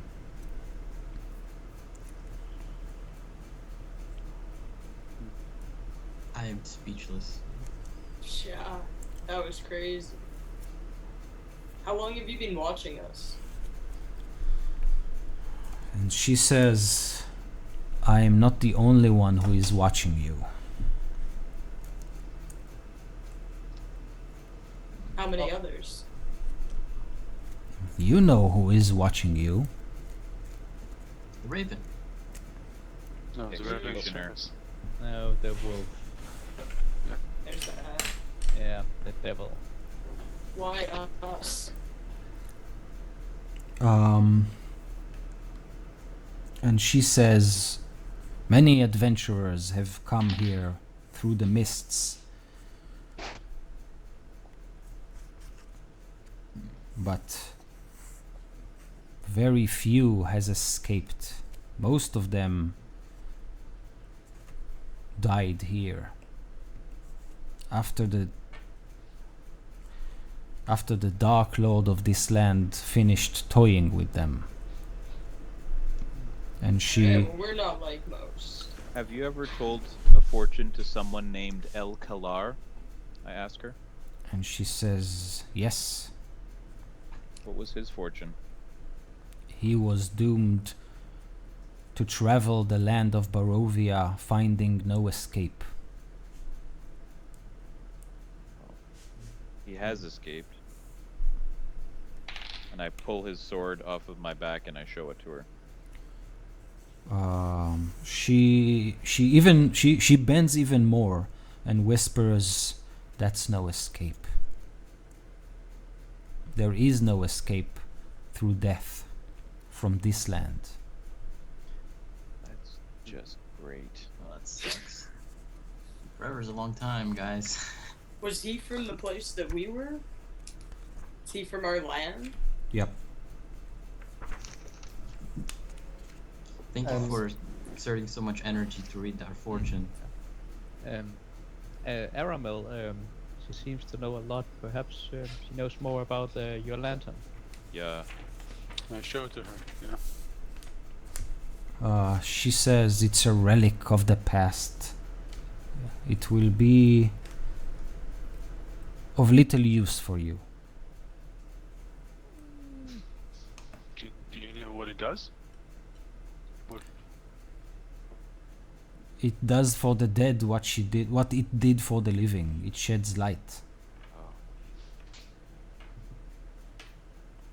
Okay, so let's get rid of that quickly, since it only works when we're dead, and I do not want to see that thing work. Is there anything in particular besides the devil that we should be on the lookout for? Any sort of tricks or traps? She says, you should know that Strahd comes from a royal bloodline. He died centuries ago, but is enduring as one of the undead who feasts on the blood of the innocent and the living. The Barovians call him the Devil Strahd, and sometimes not without reason. I wonder what makes him so interested in you. And when she says that, she looks outside the tent where Ismark and Irina are standing, and she says, Strahd has taken many concerts, but he has known only one true love, a Barovian peasant girl named Tatiana, but I don't know what became of her. That was decades ago. And she looks at Irina as she says that. And he's the one who brought us here Yeah. to these lands. And did he ever get any offspring from any of these consorts? Again, looking out at Arena. And he says, she says, many. I think you met one. Oh, I thought of actually children, not spawned creatures. Yeah, she probably means the same. Probably the women dancing in the inn. I thought they were gypsies. The Vistani? Yeah, they could be both, right? Oh, they're I Vistani. guess. Yeah, Vistani, yeah. It's easier to say gypsy. Yeah. Yeah, Vistani. And she says, These people are Vistani.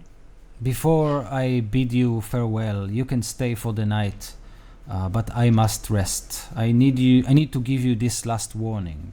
You are free to choose your own destiny, of course, but do know that a great danger lurks in a windmill not far from this camp to the west. And when she says that, she looks at you, Enoch. And she says, you should avoid it at all costs. Windmill, huh? To the west? Indeed. And how far to the west?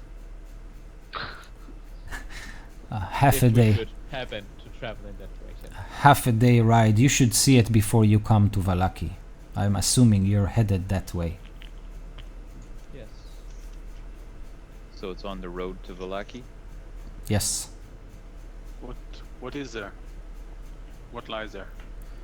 A great evil. I should speak no more of it. Now bugger off of my tent. I'm gonna drop a gold coin on her table. Thank you for your time, and I'm gonna kind of thought, like I'm in deep in thought. I'm gonna walk out of the tent. Okay. I'm gonna stay behind. I want to ask her one question once everybody leaves. If everybody's gone, I want to ask her if she knew of my parents. And she says, your parents perished in this land, but they tried to do their best and send you away. You still have family here, though. Family here? Where? Here and there, I think you have a relative of a sort in Vallaki, but I'm not sure you'll be happy to see that specific relative. Thank you very much for the information you've shared. And she closes the curtain behind you as you leave.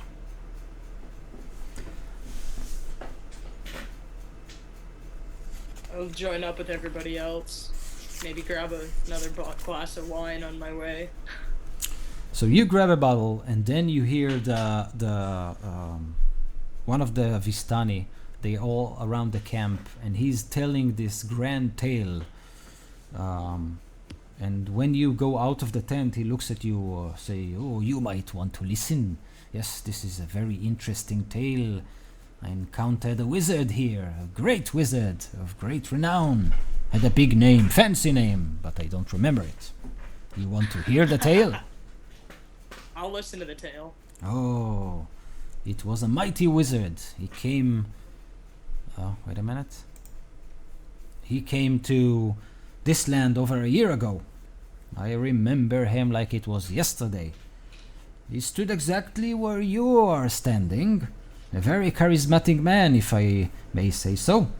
He thought he could rally the people of Barovia against the Devil Strahd. He steered them with thoughts of revolt and bore them to the castle.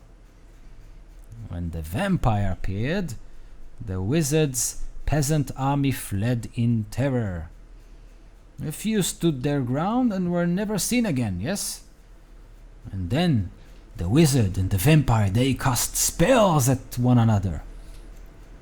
Their battle flew from the courtyard of the castle to the cliffs overlooking the falls, and he points as if it's very close. I saw the battle with my own eyes. Thunder shook the mountainside, and great rocks tumbled upon the wizard, yet by his magic he prevailed. And then lightning from the heavens struck the wizard, and again he stood his ground. But when the Devil Strahd fell upon him, the wizard's magic couldn't save him. Oh no, I saw him thrown 1,000 feet to his death. I climbed down to the river to search for the wizard's body. You know, maybe he has something of value. But the river had already spirited him away.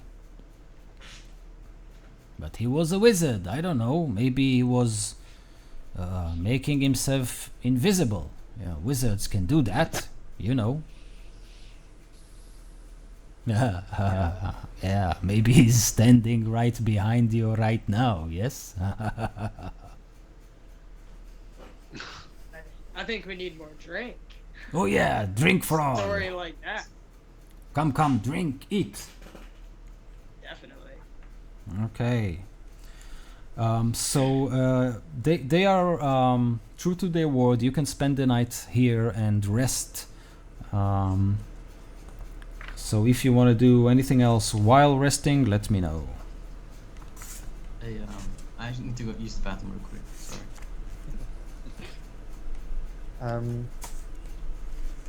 I resist the temptation to take a drink. Ditto. So I'm who's drunk, so who's sitting around our fire, not their fire? So the fire I'm sitting by our fire. Me too. Anyone else? No, I still want to talk to one of them before. Yeah, I'm gonna Okay. do the same. I'm gonna go back and forth from our fire to their fire. Okay. Okay, then at some point at the night, towards the later end of the evening when the fire's dwindling away and we're sitting around quietly, when Aramil and Nalfine are there, I'll tell a story, kind of looking, while I'm telling the story, I'm not looking at you, I'm looking at Mouse. Many years ago, in the Aurelian Empire, there was an oracle consulted by emperors and kings from all across the land. Eventually, babies started going missing from the villages around her. Widely accepted and widely rumored that she had been corrupted by some dark power and had been eating the babies. I only know this because while I was training to become a cleric, while I was at the monastery, I was traveling across the land and a dark storm came across. I took shelter in a windmill, and there I found a half-burned recipe book. And in it was a recipe on how to grind the bones of children to flour, and her name. Shortly after that is when my nightmares started. I'm not sure if they're related, but I'm worried about what it might portend. And I began staring at Mouse as he celebrates over there. So perhaps we should visit this mill as we pass through it to maybe end your nightmare? If it's somehow I would related. seek release from my nightmares, but if this is the oracle from the stories, she could be very powerful. But I do know her true name. What's that? It's from my ears. I'm sorry. It's not something I would like to speak aloud ever. It haunts me. You think maybe you can ask the woman that we just saw if she recognizes that name? I considered it, but I think she's told me all that she will about this great danger in the windmill to the west. I'm torn. I only tell you this so that we go in. If we go in, you don't go in blind. Thank you for sharing that. Okay.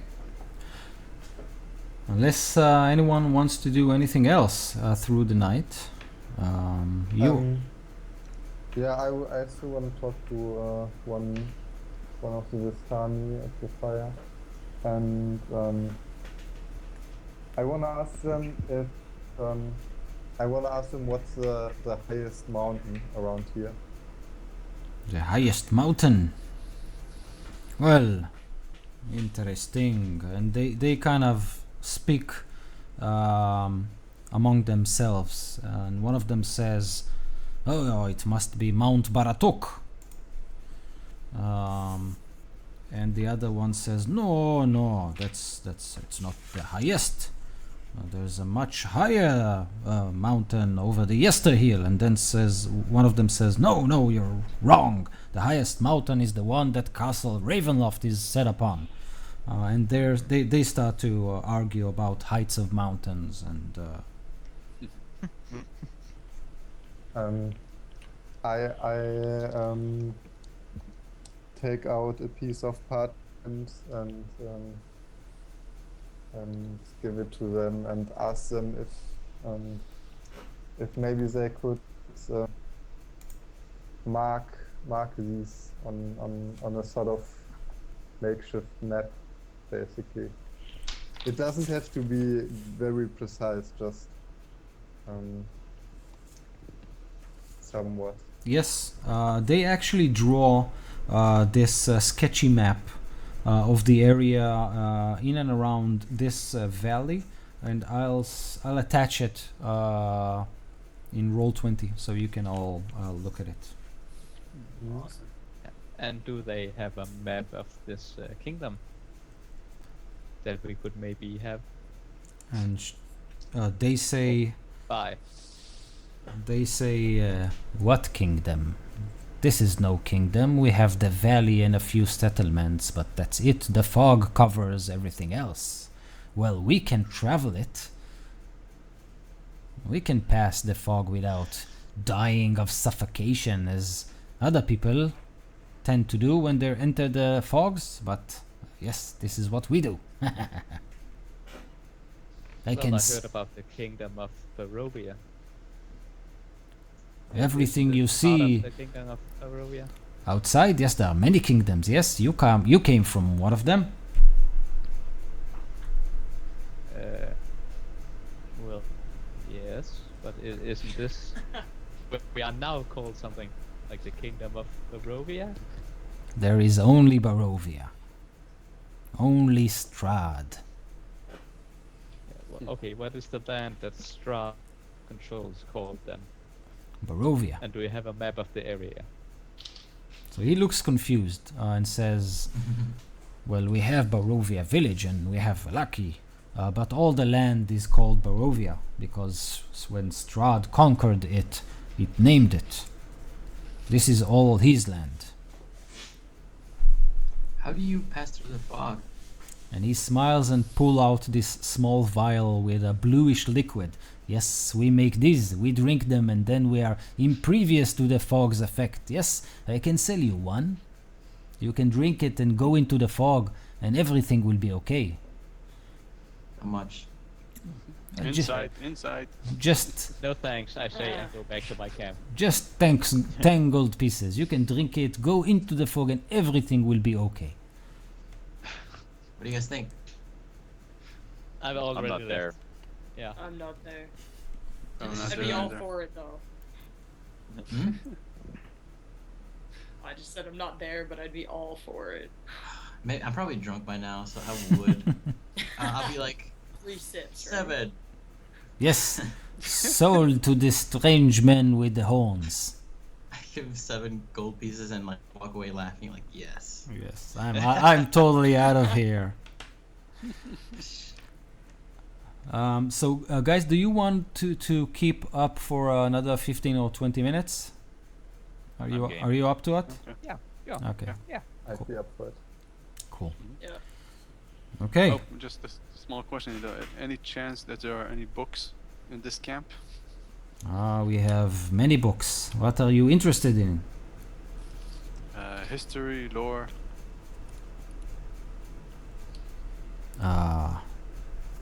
We have a very dangerous book here. Yes, if you are caught reading it, you'll be in very big trouble. We can sell it for you, though.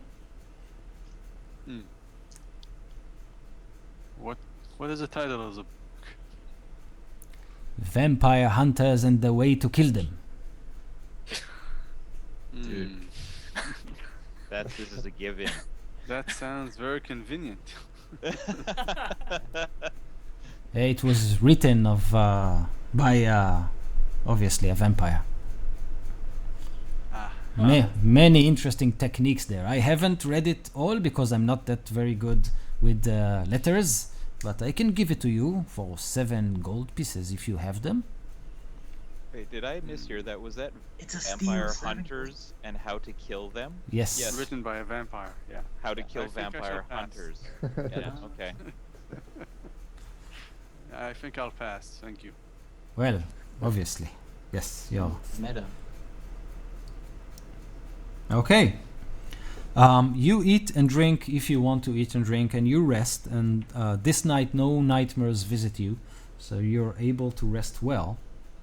And on the day after that, the Vistani pack their wagons and go east toward Barovia, Barovia village, that is, leaving you, Ismark, and Irina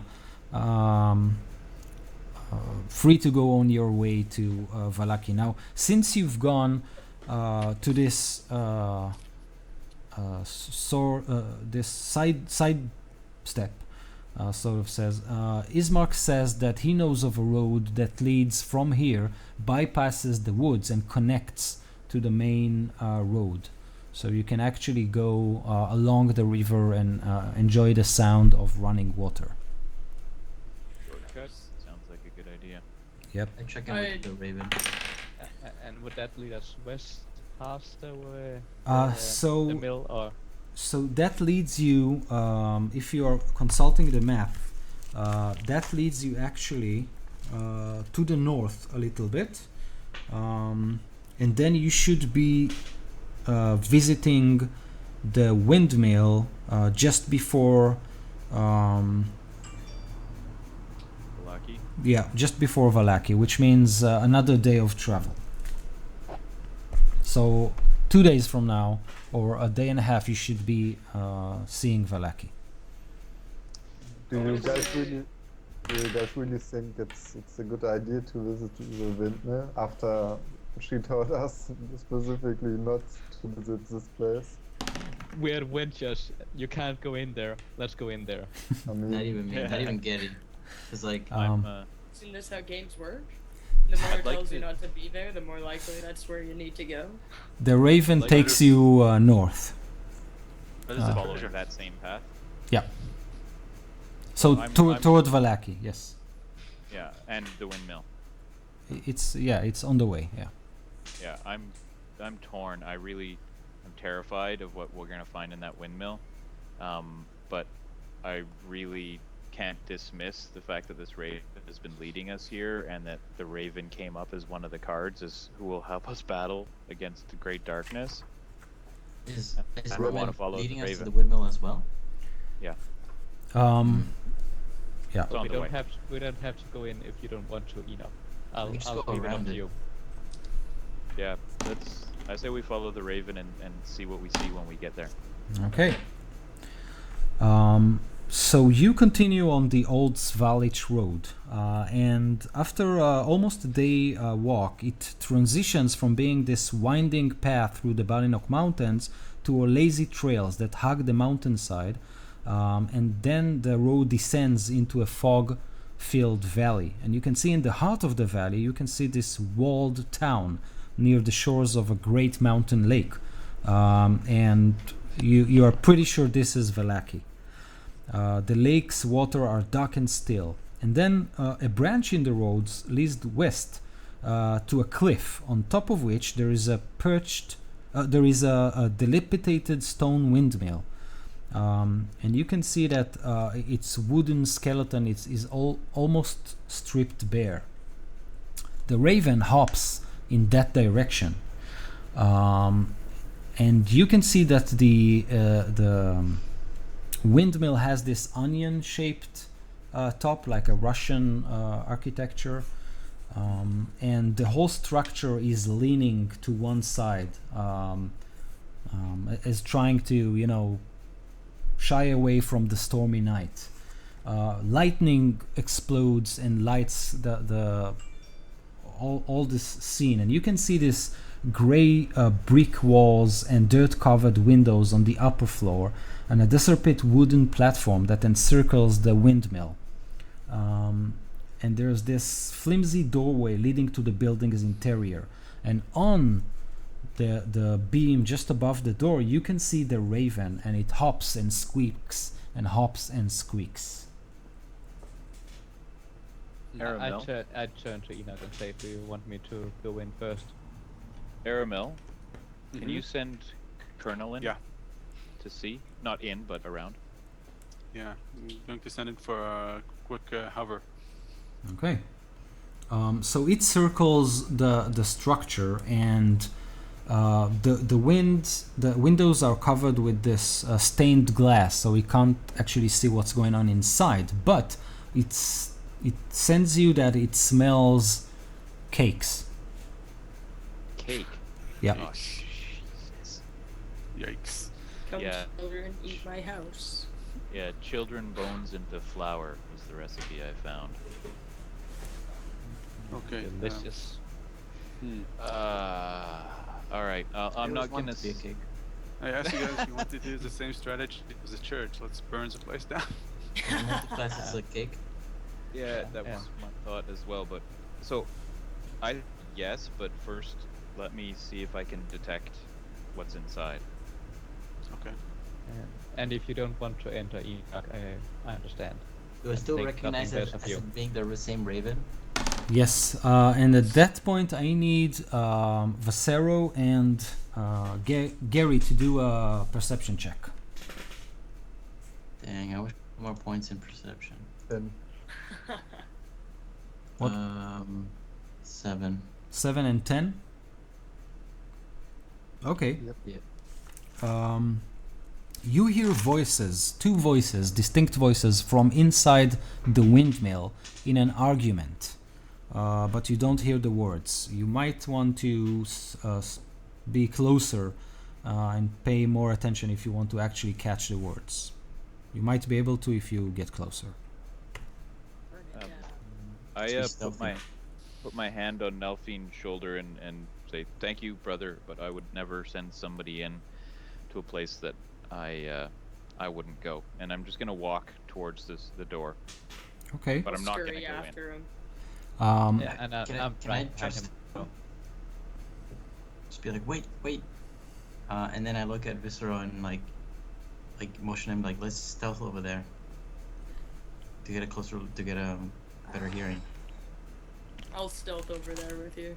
Okay. oh, okay. I sigh and I go. 3 stealth Um, checks. I'll give them to the count of like 60 or 100 before I go. I think You're I half failed of this one actually. 1, 2, 3, 100. 100. Okay. Charge. The stealth. As a priest. The come on. stealthy one. What Okay, were? okay. How about rolling your stealth and let me know what. I got a rolled 17. 17 Nine. and 9. Okay. Let's see. So as you go near Mouse and Vasero, you hear someone shouting, "Ophelia Warbwiggle, you put that boy down and stop squeezing it. We need it healthy and fat, not pained. If they are in pain, the flesh is not tasty. Stop it! Stop it!" And you hear a young boy scream, "No, please stop!" At that point, the raven freezes. As you come in, it freezes and just keeps very quiet. I back out and tell Enoch, let's burn this place down. Wait. Let's take the kid outside first. Yeah. Well, do they mention the kid inside? No, Get outta here. I just said burn it down. I'll start walking then. I'm gonna walk up to the front door and cast Detect Evil again. So I should know if I'm they're... gonna try and stop you. Okay. We shouldn't be here, guys. We should definitely just leave. There's a child in there. Oh, we don't know that don't yet. know. Oh, There's children Are everywhere. seriously? You guys aren't gonna tell me? Gary and Fessero? I'm not. You can hear another voice. "Bela Sandbane, where did you put that ledger? We need to chop his fingers." You guys are truly evil. I'll Did we hit hear anyone that? tries to tell No, you what's in there. I actually think that maybe it's just another illusion or something. That's what I think. Enoch, the place reeks of evil. So And cakes. And cakes. Well, Yeah, cake. you can actually Cake. smell pies banana bread with undead. and pastries and yeah. So the spell specifically lets me says you know if there's an aberration, celestial, elemental, fey, fiend, or undead within 30 feet, as well as where the creature is located. So you So think what do I yeah, detect inside? you detect and they are located in the middle section of the windmill. So there's probably a ground floor, a middle section, and an attic or something like that. So you sense them in the middle floor. Okay, And and can I hear the child now? Yes. No. Okay, yeah, you guys. We are not burning this town. We need to go in and rescue. I'm Yeah. starting Yeah. to make It's fire. an illusion probably. I don't know. Didn't know that We Raven was a shouldn't be paladin. here. The Raven clearly wants us to go inside, Gary. Yes, but Look at it. That's not Roman. He's somebody else. But I mean, it's a little bit contradictory, right? I mean, the witch, the gypsy woman told us that raven, Stein. the vistani, right, told us that the raven is Oh, is you an don't ally. pipe in on this. But she did say that the Raven guy, the Raven helper, was living in vines. So That's a different. I've lit Yeah, a torch. but stop it, I'm stepping mouse. towards the door. I'm going Delphi. towards the door. Nelphine, let me cast a spell on you. You rescue the child. I'll distract him. Okay. I cast Sanctuary on him. It only lasts a minute, but if they try and attack you, they'll have to save or ignore you. Okay. Okay. Then I'll open the door or kick in the door. So you kick in the door, and you see that the ground floor has been converted into a makeshift kitchen. But the room is filthy. You can see baskets and old dishware are piled everywhere. And you can see that adding to the clutter is a peddler's cot, a chicken coop, a heavy wooden trunk, and a pretty wooden cabinet with flowers painted on its doors. In addition to the clicking of the chickens, you hear toads croaking. The sweet smell of pastries and cakes blends horridly with a stench that burns your nostrils. These awful odors come from out of an open upright barrel in the center of the room. And you feel warmth that issues from a brick oven against one wall and a crumbling staircase that ascends the wall across from it. And you can hear those two voices up above where the stairs are leading. And as you kick in the door, you hear a voice says, "Who's there?" I don't answer. I just go up the stairs. I'll be As right on quickly as his I can. heels. Okay, the rest of you, what are you doing? As I'm Nelfin. following as well. yeah, I'm reluctantly following them. following. Okay, so Behind I you, need my everybody. torch. so you enter this disrepute structure and find yourself in this kitchen. Above, as they hear your footsteps on the stairs, you can hear one voice says, "Ooh, there's sons of bitches adventurers coming to steal our cakes." And the other one says, "Go away." I stay outside, by the way. I stay. I don't go in. What about Gary? He Well, I reluctantly came in behind me. yeah, Oh, I'm at the window, the door's edge, and I'm looking at the Raven like, what are you doing? You crazy bird. The rain So- starts We're to both. pour outside. Yeah, what do you do? Do you continue up? Yeah. Yeah. Do we see the child when they come Okay. Yeah, you as you go up, you see another door, but it's open, and you can see this. Basically, how do you say it? A millstone in the center of the room, and you see two ugly crones holding sticks, and they were just obviously turning it or just preparing something in the other section of the room, and they are dressed in clothes made of flesh. And you can see this strange cabinet with holes in it. It has 3 cells, and you can see 3 holes in the doors, and a small pile of clothes thrown on the corner of the room. And they look at you and says, "Go away! You won't like it when Mom comes home." Told you we should have burnt it. And Our mom comes home, did they say? and Their mother? Vasero, at this point, you feel someone tapping your shoulder, Oh, and Told you should have we'll come with us. yes, and we'll call it a day.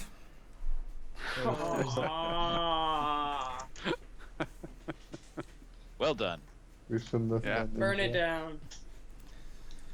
And now you burn it down while we're still all inside. Yeah. Yeah. Yes. Yeah, well, Yeah, I'm yeah. part of that, so we better be running down those stairs quickly.